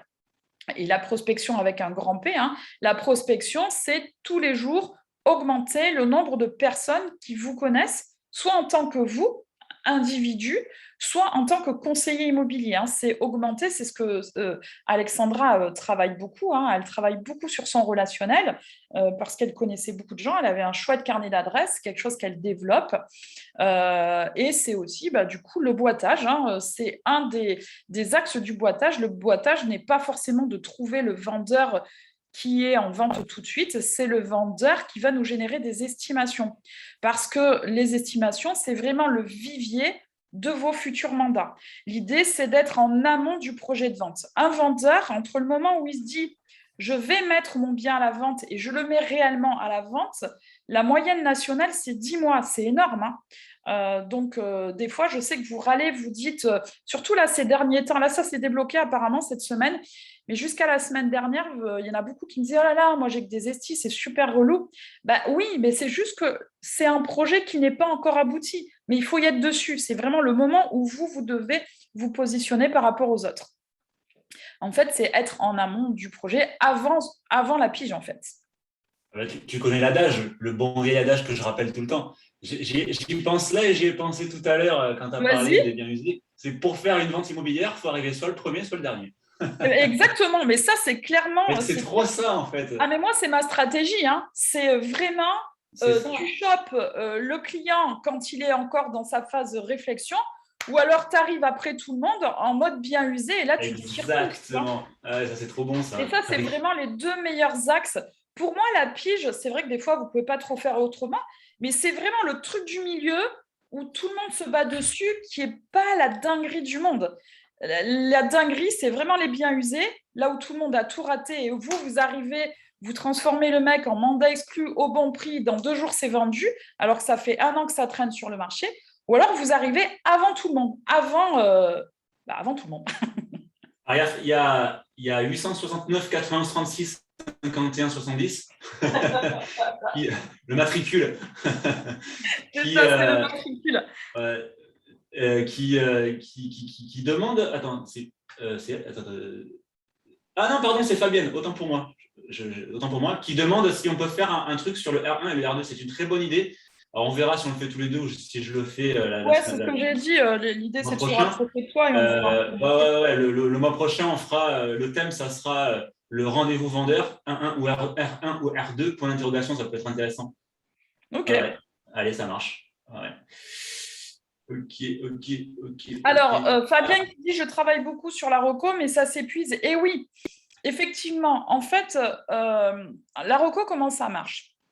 La reco, ça dépend du nombre de personnes que vous connaissez, d'accord? Déjà en tant que vous, individu, donc en tant que toi, Fabienne. Et en fait, si on ne le travaille pas, c'est un nombre déterminé de personnes que vous connaissez qui sont capables de parler de vous. D'accord ? Le problème, c'est que si vous n'augmentez pas ce nombre de personnes au quotidien qui vous connaissent, effectivement, à un moment donné, ça s'épuise. D'où la mise en place des actions de prospection, de construction de votre notoriété, parce qu'après, ceux qui sont potentiellement susceptibles de vous recommander, ce sont vos clients, ceux avec qui vous avez vendu. Donc, soit les acquéreurs à qui vous avez trouvé un bien, soit les vendeurs à qui vous avez vendu, qui sont capables de parler de vous. Et en fait, ça, c'est très flagrant chez les débutants. Les débutants, au début, ils s'appuient sur leur réseau relationnel. Donc, des fois, ils ont un mandat, ils font des ventes, ils se disent « Waouh, c'est génial l'immobilier, ça se passe crème, on va dire ».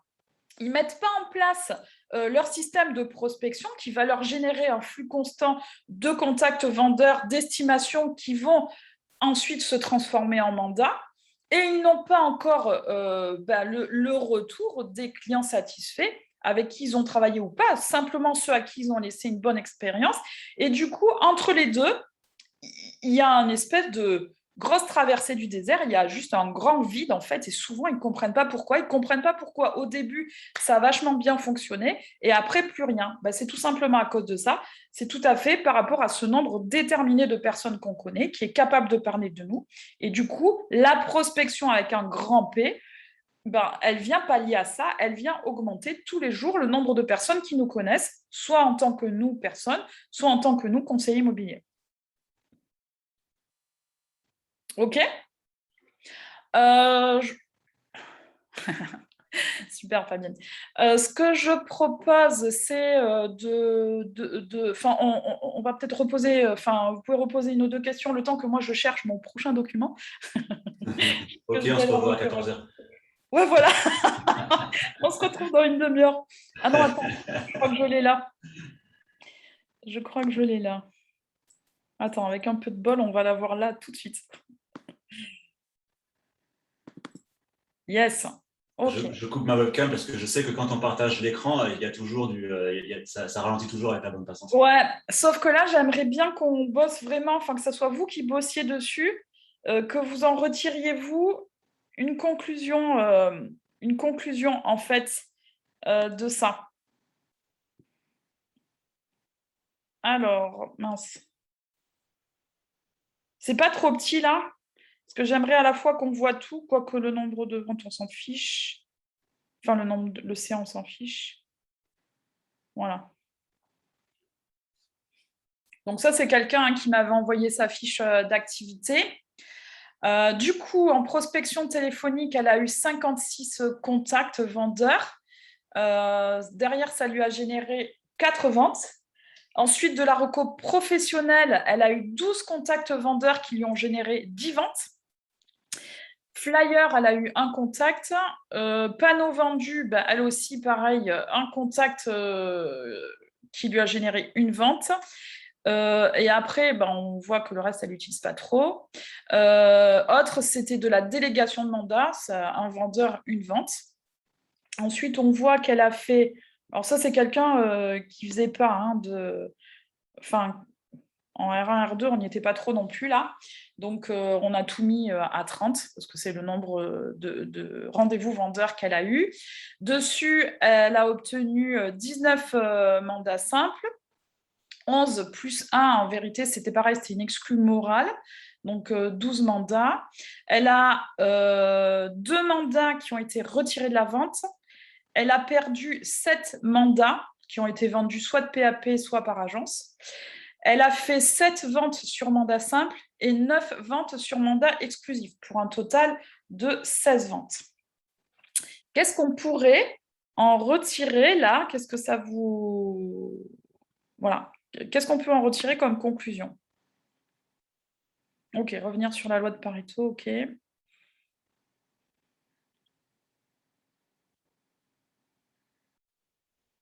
Ah, ok, Gaël. C'est incroyable quand même la loi de Pareto. Gaël, je répondrai après de ça. Audrey, le CA ne peut excéder 87 000 € TTC. Je crois savoir ce qu'il y a là derrière. Je suis curieuse. Je suis presque sûre de savoir ce qu'il y a derrière. On allumera le micro pour ça, ce sera plus simple que par écrit.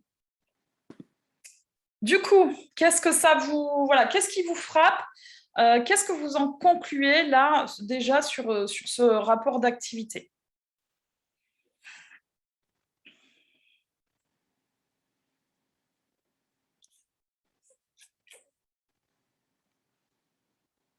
Il n'y a pas de fausse et de mauvaise réponse, hein. Normalement, il y a des choses qui doivent vous sauter à l'esprit. La reco, son point fort. La reco pro est fiable.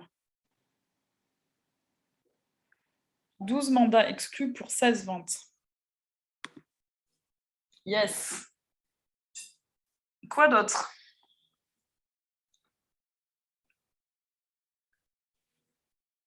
Est-ce que pour elle, la prospection téléphonique, c'est un bon canal d'acquisition ou pas?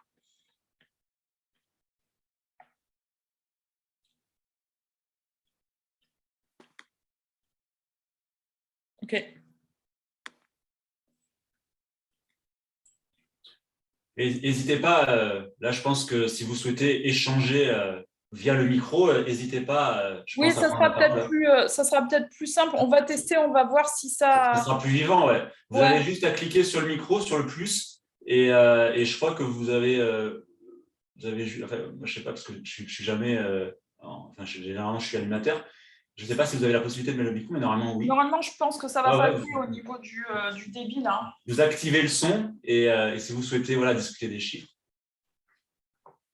Il y a Magali qui trouve que la renta est mauvaise. La renta de quoi exactement? Ah, en prospection téléphonique?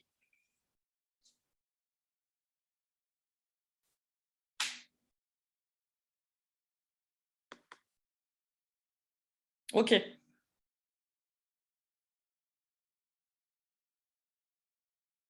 Non, alors ça, effectivement, c'est une très bonne remarque en plus, parce que beaucoup trop de gens, pourtant là, avec le nombre de ventes qu'elle a fait, effectivement, elle pourrait clairement activer les recours relationnels.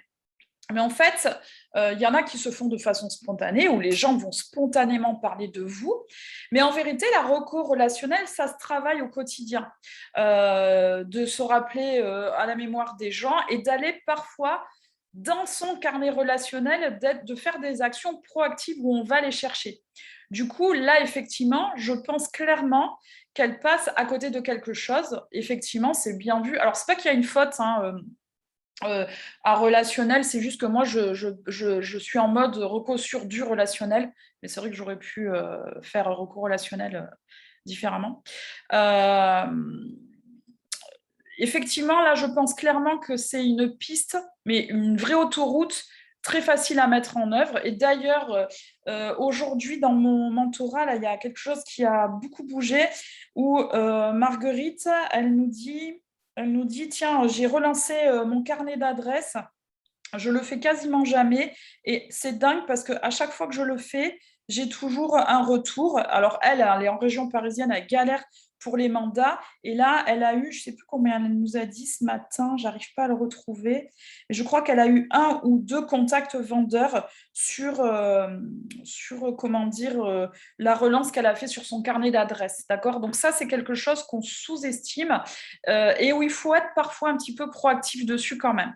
Donc là, effectivement, pour moi, c'est une vraie piste à exploiter très très rapidement pour elle qui va lui donner des résultats en plus rapides. Effectivement, je suis complètement d'accord là-dessus.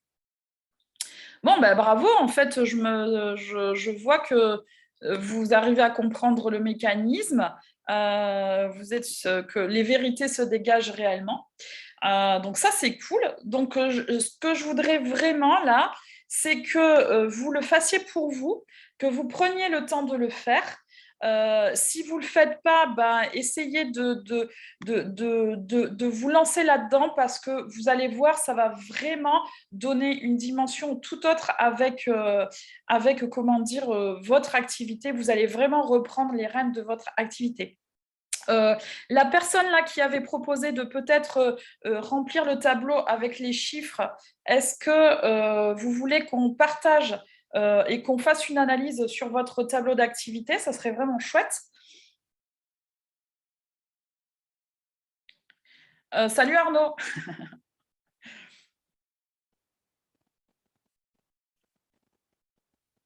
Oui, Magali est renta du mandat simple, très mauvaise, effectivement. Donc, ça veut dire que soit on travaille... alors, c'était exactement ce que je vous disais tout à l'heure, dans ce qu'on fait qui est moyen-moyen. Qu'est-ce qu'on en fait? Soit on l'abandonne complètement, soit on performe dessus. Ça veut dire que peut-être il faut se convaincre un peu plus que finalement c'est vraiment en exclu qu'il faut travailler. Et ça veut dire que certains mandats simples qu'on a, soit on les abandonne, soit au contraire on essaye de les convertir en mandats exclusifs.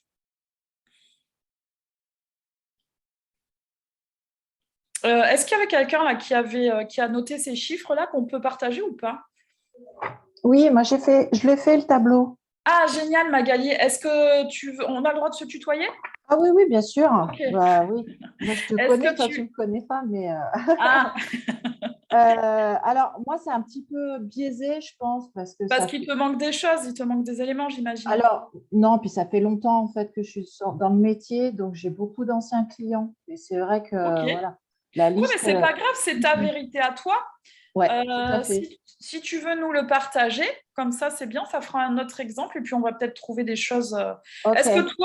Est-ce que toi, en le faisant déjà, vas-y, partage-nous-le. Et est-ce que toi, en le faisant, il y a des choses qui t'ont sauté aux yeux, dont tu n'avais pas Non, forcément conscience? non, Non? non, non. Moi, je suis complètement consciente de ce que je fais Parce que parce tu as que. l'habitude de le faire. Ouais, oui, Ok. non, et puis enfin, pour l'instant, parce que moi, je suis indépendante que depuis 2 ans et demi, et j'ai toujours eu en tête l'efficacité. C'est-à-dire que, voilà, je ne ferai pas de pige, ça, enfin, j'en fais vraiment si j'aurais du temps à perdre, j'ai envie de dire, ou pour le plaisir. Ou alors, moi, c'est vrai qu'un des premiers mandats que j'ai rentré, c'était parce que j'ai regardé le bon point. Par contre, je mets des alertes de partout. Je suis au courant de ce qui rentre. Et quand je vois quelque chose que je connais, forcément, je vais appeler. Ça, c'est important. Oui. J'ai rentré un mandat comme ça. J'ai retourné ma cliente. Je lui ai dit, mais qu'est-ce que vous faites sur le bon coin, quoi? C'est pas possible.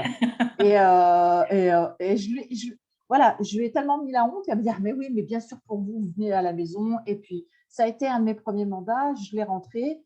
En 15 jours, c'était vendu. Elle était très contente. Tout le monde était content. Yes. Voilà. Mais tout est possible. Enfin, voilà, tous les créneaux sont intéressants. Il suffit que ça corresponde à sa façon de travailler. Donc, c'est vrai que si je regarde, moi, prospection téléphonique, j'ai dû en faire 10, voilà, de choses parce que ça, voilà, je connaissais l'endroit, je connaissais la maison et j'en ai rentré qu'un. La reco pro, je sais qu'il faut que je le développe, mais n'empêche que pendant la pandémie, alors j'ai fait mon chiffre j'ai regardé sur 2 ans, je n'ai pas fait sur une seule année. D'accord, ok, bah, génial. La reco pro, j'ai eu un seul contact, mais j'ai eu 2 contrats derrière. 2 D'accord, mandats ok. vendus parce que le frère, il vendait derrière. D'accord. Donc, le relationnel derrière, c'est énorme. Moi, c'est 10 contacts, 10 mandats. Yes. Trop bien. Et moi, je me dis toujours, je ne peux pas le rater. Je n'ai pas beaucoup de contacts, je n'ai pas beaucoup d'estimation. Donc, voilà, il faut que je sois à 150% quand j'estime et quand je peux prendre derrière un mandat. Les biens usés, j'en ai eu un. J'ai eu de la chance. C'était le fameux repos professionnel. C'était un bien qui était déjà en mandat. D'accord. Et ça ne fonctionnait pas. Donc, derrière, je suis arrivée, j'ai pris en main les choses. Magali, pourquoi tu en as eu un? Parce que c'est une piste que tu ne travailles pas ou que tu n'arrives pas à travailler? Ouais, pour l'instant, je n'arrive pas à le travailler. Ouais. Tu n'arrives pas à le travailler, ok, d'accord. Je suis dans un secteur où ça part très vite. Ok. Donc, l'objectif, c'est d'être en mandat exclusif. Et normalement, en un mois, c'est parti, quoi. J'ai pu vendre des biens en 5 jours, des fois en un mois. Cette année, j'ai quand même eu du mal avec un mandat simple. Ça a pris plusieurs temps, mais parce que ce n'était pas au prix de mon estimation. Donc, j'ai travaillé pour qu'il entende mon estimation. Et j'ai eu de la chance aussi, faut le dire. Les mandats simples, c'est de la chance. Point. Donc, moi, j'en prends un, voire 2 si je suis sûre de le vendre, mais dans la totalité de mes mandats, c'est… Oui, tu l'incorpores, c'est-à-dire que tu ne le prends pas pour le prendre, tu le prends parce que derrière, oui. tu as une finalité. Tu sais où tu vas aller, tu sais ce que tu vas en faire. Oui, dans ma façon de travailler, je suis à 150% pour les clients. Donc, je Super. ne peux pas me permettre d'avoir des mandats qui vont nulle part, quoi. Je n'ai pas de temps à perdre là-dessus. C'est pour ça que je suis indépendante aussi. J'ai une vie à côté, que je veux une meilleure vie professionnelle, je veux une meilleure vie personnelle aussi. Pour moi, ça va ensemble. Yes. Voilà, les emailing, je sais qu'il faut que je développe ça. Je pense que les newsletters sont importants quand on a une liste de clients importante. Moi, il faut que je le développe. Les gens, ils savent. Ouais. Magali, c'est le thème du mois prochain. Je fais un coaching entier sur le marketing digital. Ouais, ça, c'est vraiment bien parce que les gens, ils savent, même s'ils n'ont pas de relations réseaux sociaux, parce que moi, on fait tous du réseau social, mais les newsletters, ça va dans les boîtes. Ils les lisent quand ils ont le temps et au moins, ils savent ce qu'on a vendu, ce qu'on n'a pas vendu, ce qu'on fait dans l'année, quoi. Là, pour l'instant, je le fais une fois dans l'année. Voilà ce que j'ai fait cette année et voilà où j'en suis. Voilà mes Ouais, nouveaux super. services. Mais même une fois dans l'année, c'est bien. C'est bien. Il faut le faire de toute façon. Voilà. Panneaux à vendre, j'en mets jamais. Panneaux vendus, oui. Jamais de retour. Bon, Alors, voilà, c'est comme panneaux à ça. vendre, Magali, pardon, excuse-moi. En fait, c'est les panneaux qu'on voit de biens qui sont à la vente. Oui, en effet. J'appelle quand je connais la personne et que j'ai des clients qui peuvent être intéressés. En effet. D'accord, du coup, tu les travailles en mandat de recherche, alors du coup Mandat de recherche, beaucoup intercabinet. Moi, je considère Ok. que mes collègues Ou sont intercap, d'accord, quand sont les des gens sont confrères. d'accord. Je n'ai pas envie de piquer le mandat de mes copains. Après, ça dépend qui est l'agence, c'est toujours pareil. Si c'est un peu, forcément, j'y vais. Acquéreur ayant un bien à vendre, oui, ça marche. Ça marche. Surtout en ce moment. Oui. C'est un gros levier en ce moment, ça. Ouais. Ça, je pense, beaucoup d'agences font leur chiffre comme ça, doublent leur chiffre comme ça. Moi, j'en ai eu 2 et j'ai pris le mandat derrière que j'ai vendu forcément. Google My Business, alors, je le mélange avec Page Jaune. Page Jaune, c'est pas… Ah non, c'est pas la même chose. Ah, ok. Oui, c'est pas la même chose, tu as raison. Oui. Non, pas du tout. Google My Business, c'est vraiment un outil à part entière, indépendant. D'accord. Donc, Google My Business, j'ai dû avoir 2 contacts. Tu vois, là, il y a peu de temps. Mais une estimation. Ok. Obligé sur 3 contacts à peu près. Ouais, voilà. J'ai pas beaucoup d'impact. Je pense que les agences, elles prennent enfin, quand on a un pas de porte, c'est elles qui passent d'abord. Oui, c'est-à-dire que c'est un outil qui se travaille un petit peu, mais c'est un outil web qui est vraiment, pour le coup, au service du local. Donc, c'est un outil vraiment très intéressant à travailler. L'idée, c'est de ne pas passer à côté des vendeurs qui sont en recherche d'un professionnel, parce que l'air de rien, il y en a quand même quelques-uns qui recherchent des professionnels. Et là, c'est de ressortir. Mais il faut un petit peu l'alimenter pour qu'il soit pertinent et qu'il ressorte dans le résultat de recherche. Alors, en effet, moi, j'ai 3 mandats que j'ai vendus et qui viennent de, je ne sais pas, en fait, d'Internet. D'accord. Tu n'as pas réussi à identifier où vraiment. Oui, si c'est D'accord. Google My Business, c'est pas jaune, ou si c'est voilà, c'est un réseau. Mais je pense que c'est l'un ou l'autre en tout cas. D'accord. Et en effet, j'ai eu 4 contacts, j'ai eu 3 mandats vendus. Ok. C'est très peu, mais c'est vrai que ça tombe. Il y a quelque chose dont on va parler aussi le mois prochain sur le digital. C'est très important et il n'y a quasiment personne qui le fait, que ce soit chez nous ou n'importe où. Ce sont les pages de vos mini-sites sur les réseaux, en fait. Vous avez une chance énorme, c'est de pouvoir faire un bon texte, en réalité, sur votre page.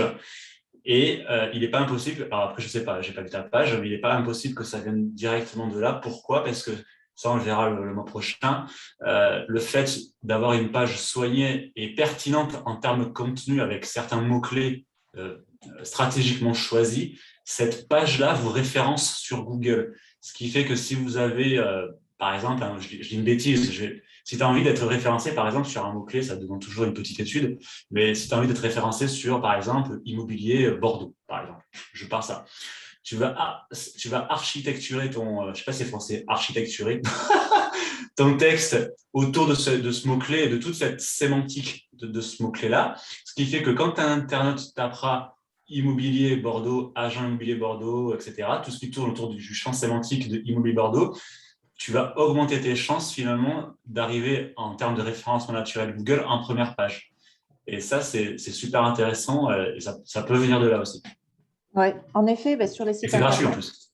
c'est ce qu'on nous demande sur les sites internet, c'est de mettre des mots-clés à toutes les pages.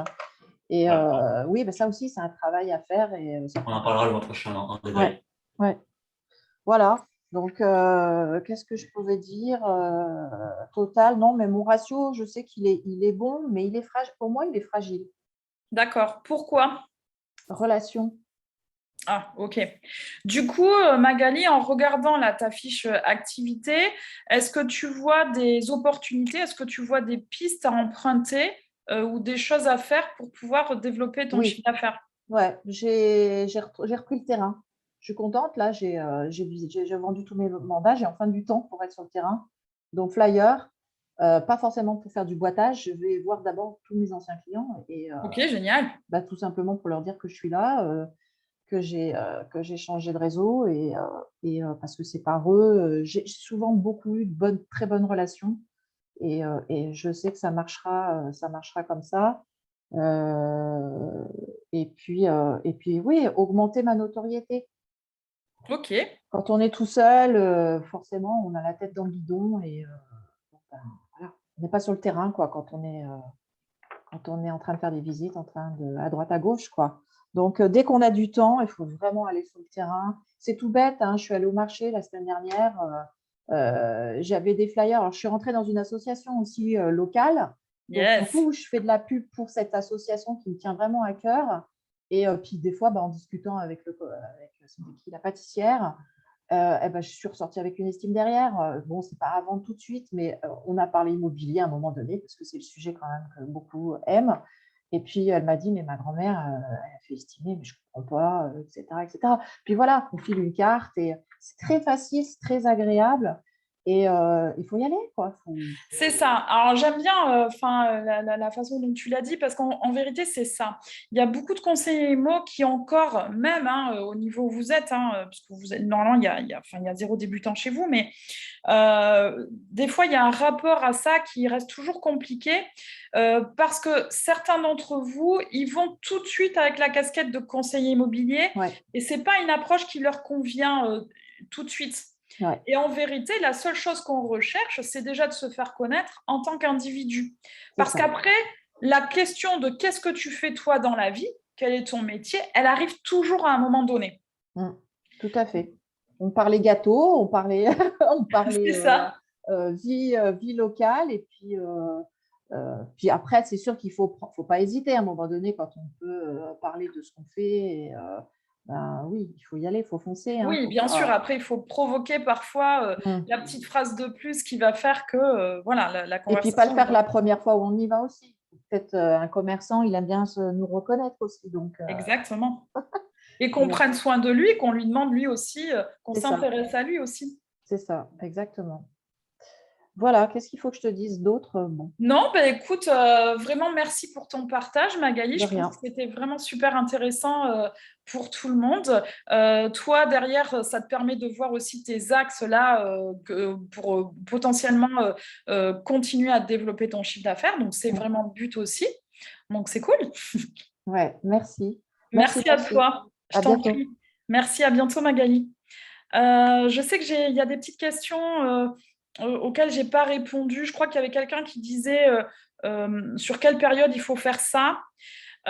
Donc, en vrai, idéalement, c'est tous les ans. Et là, c'est vraiment la bonne période pour le faire, puisque l'idée, c'est de mettre en place sa stratégie pour l'année suivante. D'accord ? Ce n'est pas si contraignant que ça, en vrai. Il faut juste penser, à chaque fois que vous rentrez un mandat, d'où il vient. Par quel biais vous l'avez eu, et après, généralement, quand vous faites votre vente, vous vous rappelez comment vous avez obtenu ce mandat. Donc, pour cette partie-là, c'est assez simple. Là où ça va être un peu plus compliqué, c'est tous les contacts qui ne donnent pas mandat.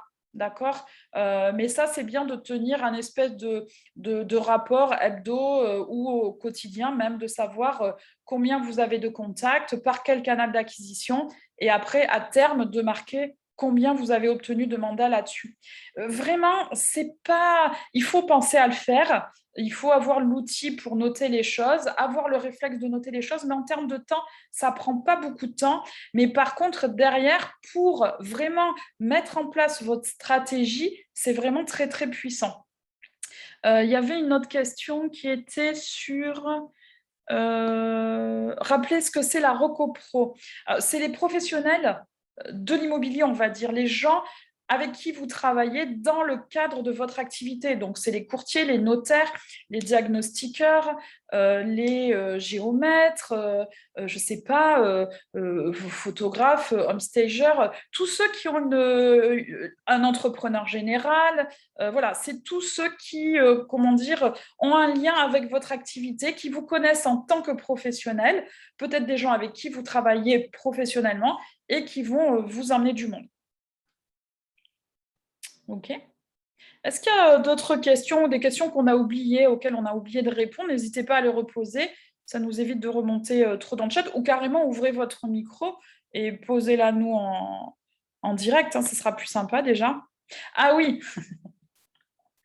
Audrey, ouvre ton micro, ça sera plus simple, s'il te plaît.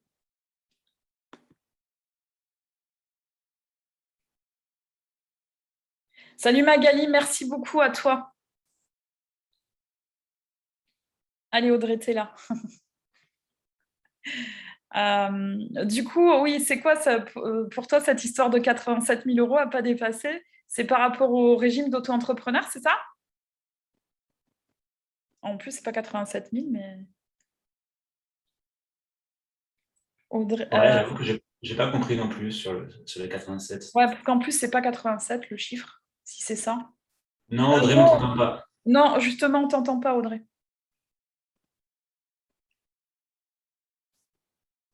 Est-ce que c'est en rapport avec le statut d'auto-entrepreneur, Audrey? Ok, d'accord. Je me doutais que c'était ça. Alors, je pense que le chiffre n'est pas bon déjà, de base. Mais en vrai, l'idée, c'est pas de rester auto-entrepreneur toute sa vie. Le statut d'auto-entrepreneur, il est génial pour quand on débute. Mais après, l'idée, c'est d'aller l'exploser et de rentrer, de changer de statut et de rentrer plein de chiffre d'affaires. Mais tu n'es pas la seule à fonctionner comme ça, Audrey. Il y a beaucoup de gens qui se bloquent mentalement sur ce chiffre d'affaires à pas dépasser d'auto-entreprise. Et c'est beaucoup plus courant qu'on croit, en fait. Et ça, pour moi, c'est un vrai blocage. C'est un faux problème, parce qu'après, tu peux te mettre vraiment en agent commercial tout simplement, au lieu d'être en mode statut auto-entreprise. En fait, l'auto-entreprise, c'est un espèce de quoi? De statut fiscal, en fait, de statut... où tu es dans un système fiscal assez avantageux, c'est vrai, puisque tu ne payes pas de charges tant que tu ne fais pas de CA. Enfin, voilà, c'est vrai qu'il est très confortable pour démarrer, mais après, il faut l'exploser, vraiment. Et c'est un changement de statut, Jonathan. Toi, tu l'as explosé. Non, je ne fais pas de chiffres, moi. Non, je rigole. Blague. Quel menteur. Oui, moi j'étais au régime réel, tout à fait. Et je trouvais que le meilleur, voilà. Après, c'est toujours pareil, on dit, mais chacun ses objectifs, toujours pareil. Mais en tout cas, je trouve que le meilleur statut, c'est quand tu es micro et que tu es entre 34 400 et 72 000. Parce que tu as tous les avantages du micro et en plus, tu es assujetti à la TVA. Donc, tu collectes la TVA, donc c'est toi qui payes la TVA au fisc. Donc, Ouais. je trouve que c'est la meilleure fourchette, on va dire, de manière objective. Alors, regarde, parce qu'en vérité, regarde le chat, il y a une fausse croyance derrière, en fait, qui est on a besoin d'une carte pro, tu vois, pas du tout. Ah non. Pas du tout, pas du tout. Alors, il y a une autre croyance aussi qui n'est pas super connue, et même moi je l'ai appris il n'y a pas très longtemps, tu vois, au bout de pas loin de 10 ans d'activité, c'est que en fait, quand tu dépasses le statut, alors je crois que c'est 72 600 exactement, avant c'était 32 900, un truc comme ça, et maintenant c'est 72 600, je crois exactement. Et Alors, en fait, pour vraiment être obligé de passer au régime réel, il faut le dépasser 2 fois d'affilée. Parce que si tu le dépasses une fois, tu as le droit de rester au régime micro, en fait. C'est mon comptable qui m'a appris ça il y a quelques mois. Je ne savais pas. C'est ça. Je ne le savais pas, tu vois. Je n'ai pas entendu. Ah, oui. Qui est-ce qui a essayé de parler? C'est iPhone Béatrice. Ok, Audrey, c'est bon. En fait, là, vous pouvez faire le chiffre que vous voulez, hein. Il n'y a pas de limitation en vérité, hein. Il n'y a pas une histoire de carte derrière ou quoi que ce soit, hein. C'est juste un régime fiscal, c'est tout. Et après, en plus, effectivement, Jonathan, c'est vrai, tout à fait vrai, on peut le dépasser une fois. Si l'année suivante, on fait un moindre chiffre, on reste en mode auto-entrepreneur. Et après, questions. Donc, Beauvoir, c'est dans l'Aisne. Allô? Oui, Béatrice?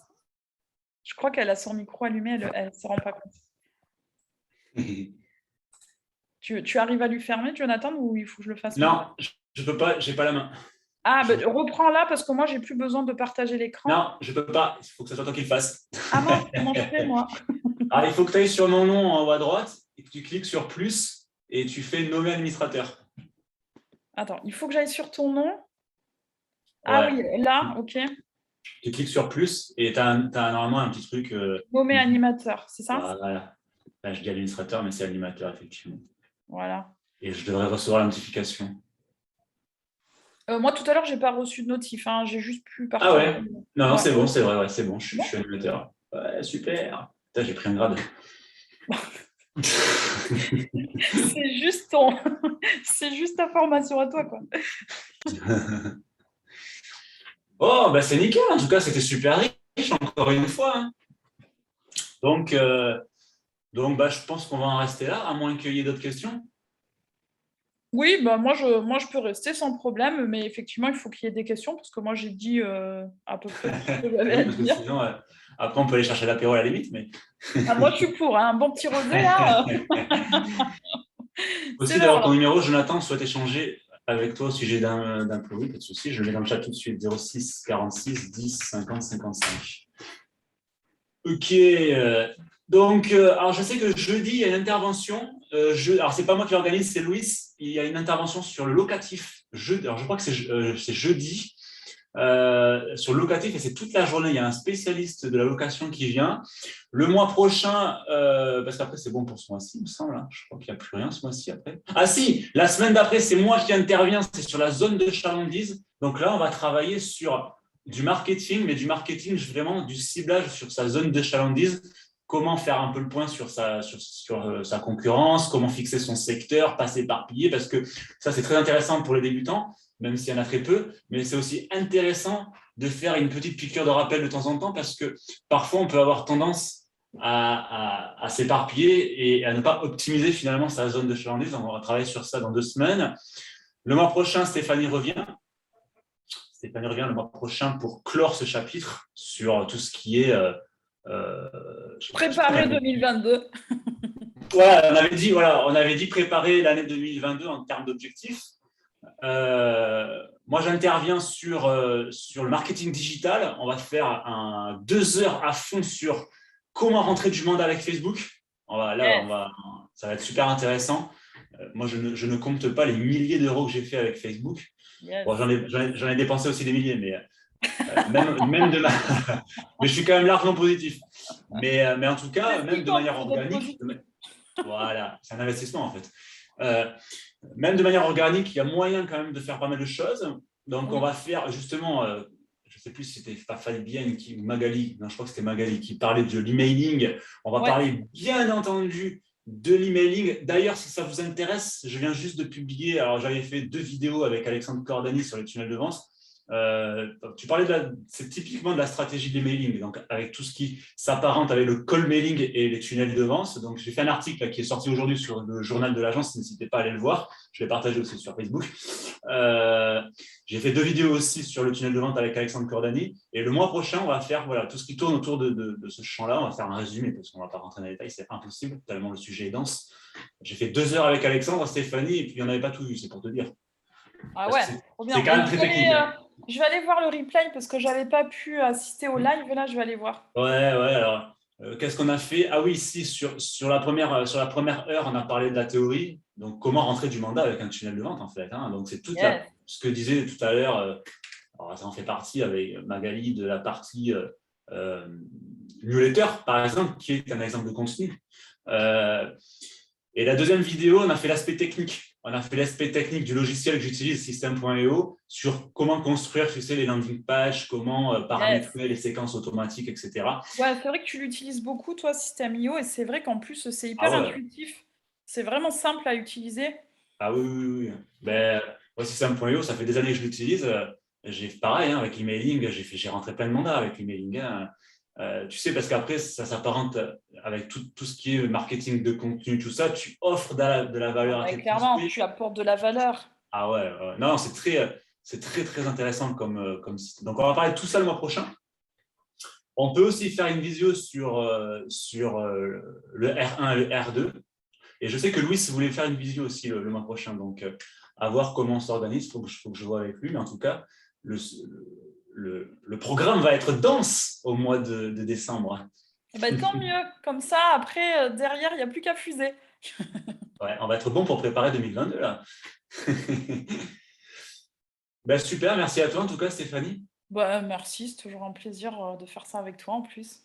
C'était intéressant. Est-ce que, avant qu'on coupe, est-ce que quelqu'un veut dire quelque chose? Un dernier mot peut-être? Le Un mot de dernier la mot, une fin. dernière cigarette? Le mot de la fin.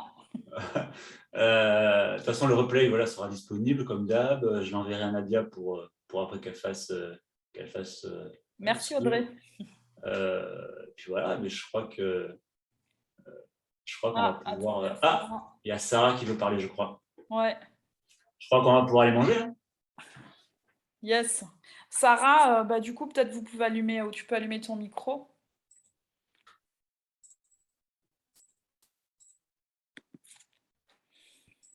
Bonjour, vous m'entendez? Oui, Sarah, super. Bonjour. Bonjour Sarah. Ben, merci beaucoup pour le webinaire déjà. Avec plaisir. Oui, j'avais une question. En fait, moi, j'ai commencé avec l'agence Soulet Immobilier qui est dans votre réseau à Bédouin. Donc, j'avais une question par rapport au statut. Donc, là, c'est auto-entrepreneur. Mais je voulais savoir ce qui était le plus bénéfique entre la SASU et la SARL, je crois. Ah oui, alors là, ça va. Enfin, là, il y a une carte T par contre là derrière, hein. Avec la SASU? Avec ce genre de statut-là, oui, il y a une carte T Ouais. derrière. On ne peut Ah pas mince. l'avoir en tant que négociateur. Ah, je savais pas. D'accord. En tant que négo, c'est soit micro, soit entreprise individuelle ou soit EIRL. Ce sont les trois seuls, on va dire, domaines fiscaux, enfin statuts qui sont autorisés en tant qu'agent commercial. Alors j'ai vu des réseaux qui acceptaient la SASU, mais c'est pas n'importe quel Ouais, comptable spécialisé te dira que c'est pas possible. C'est pas adapté, hein. Non. D'accord. Bon, je savais pas du tout. Ok, super. Bah, je le note. Bah, je prévois si jamais je venais à croître en termes de CA. Donc, Ouais. En vrai, enfin, ce que je voulais dire bah, par rapport à Audrey hein, qui avait cette réaction-là, c'est ne vous limitez pas pour des histoires de statut en chiffre d'affaires. Vraiment. d'accord, oui. Faut pas faire ça. Parce qu'après, certes, ok, il y a la TVA, machin et tout, mais l'idée, c'est de vraiment exploser derrière, hein. Oui, c'est vrai. Oui, alors c'est vrai que je l'entends souvent ça, le statut après de l'EI, Ouais. Mais ça c'est très, inquiète un très peu, mais fréquent, hein. on a un partenaire dans le réseau, tu dois connaître Stéphanie, c'est l'AAC. Ils sont spécialisés, c'est un comptable, ils sont experts comptables spécialisés pour les agents de co. Et j'ai prévu de les faire intervenir aussi pour parler de tout l'aspect fiscal. Ouais, je pense que Et c'est important. je vais plutôt les faire intervenir en début d'année prochaine, puisque là, ça ne sert à rien, il n'y a rien, là, il n'y a pas de déclaration à faire. Mais quand on va attaquer là, vers le mois de mars, avril, tout ça, toutes les 2035 et compagnie, là c'est A12 avec la TVA. Je vais les faire intervenir, ça sera intéressant de faire une piqûre de rappel sur tout ça. Ah, mais clairement. Tu vois, il y a trop on le voit là encore aujourd'hui, il y a encore trop de croyances limitantes là-dessus. Et c'est dommage de ne pas aller chercher du chiffre pour ces raisons-là quand même, hein. Oui, oui, oui, tout à fait. En plus, c'est vrai qu'on se dit tout le temps, ouais, je vais me faire défoncer par l'URSSAF, je vais payer 45% ou 43% ou 44%, je ne sais plus combien de charges, tout ça, ce qui n'est pas faux d'ailleurs. Mais bon, d'un autre côté, on permet de déduire toutes nos charges. On peut vraiment tout déduire au réel. Le barème kilométrique, on peut vraiment contrôler son CA avec le barème kilométrique. Alors, dans une mesure bien entendu justifiable, mais effectivement, un entrepreneur, normalement, il doit, au bout d'un an, 2 ans, passer au régime réel, normalement. Enfin, mais le micro, comme tu disais, pour démarrer, est très intéressant. Après, on peut choisir aussi pour des raisons, c'est ça qui est intéressant aussi, hein, on peut choisir aussi de rester micro par choix parce que notre activité, finalement, on choisit de ne pas le faire. C'est tout à fait possible aussi. Hein. Oui, voilà, mais parce que c'est un choix. Il ne C'est faut ça. pas qu'on se bloque mentalement parce qu'on pense que c'est C'est ça. vraiment un choix. Ça peut être aussi quelqu'un qui a gardé une activité secondaire. Ça peut être quelqu'un qui est à la retraite Voilà, c'est et ça. qui voilà, veut se faire un complément. Mais comme tu dis, il faut vraiment que ça soit un choix délibéré et non pas une espèce de croyance ou un truc où on se dit on s'auto-verrouille alors que ces personnes pourraient aller beaucoup plus haut que ça. Et on se C'est ça. limite, tu vois, par une sorte d'incompréhension ou d'idées reçues sur ce genre de sujet-là, parce que ça bloque le mental derrière. Hein. Ça Bah, empêche ça d'être bride, chaud, ça bride un peu vraiment. tout, quoi. Donc, ouais, ouais, on crèvera l'abcès sur tout ça en début d'année prochaine, parce que là, déjà, décembre, c'est déjà bien chargé. Janvier, il y a déjà quelques trucs qui vont arriver aussi. Si on reçoit, le mois prochain, on reçoit aussi on reçoit un partenaire, on reçoit, mince, je l'ai dit tout à l'heure au téléphone en plus, MyNotary. Ah oui, très bien. On a un accord avec MyNotary du coup, pour l'aide à la Génial. rédaction.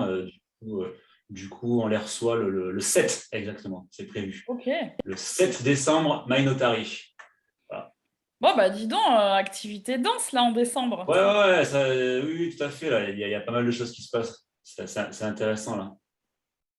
Bon, eh bien, écoutez, en tout cas, merci pour votre attention, ou pas. Merci quand même d'avoir été présent. Bon, écoute, Stéphanie, on se tient au jus. Ouais, ou on reste en ligne tous les deux pour débrief, ou on s'appelle après, ou on fait Ouais, quoi? je t'appelle là, Ok, ça va. avec Allez. Messenger. Merci à tous. Belle journée à tous. Bon appétit tout le monde. À bientôt. Ciao, ciao. Ciao. Ciao, ciao.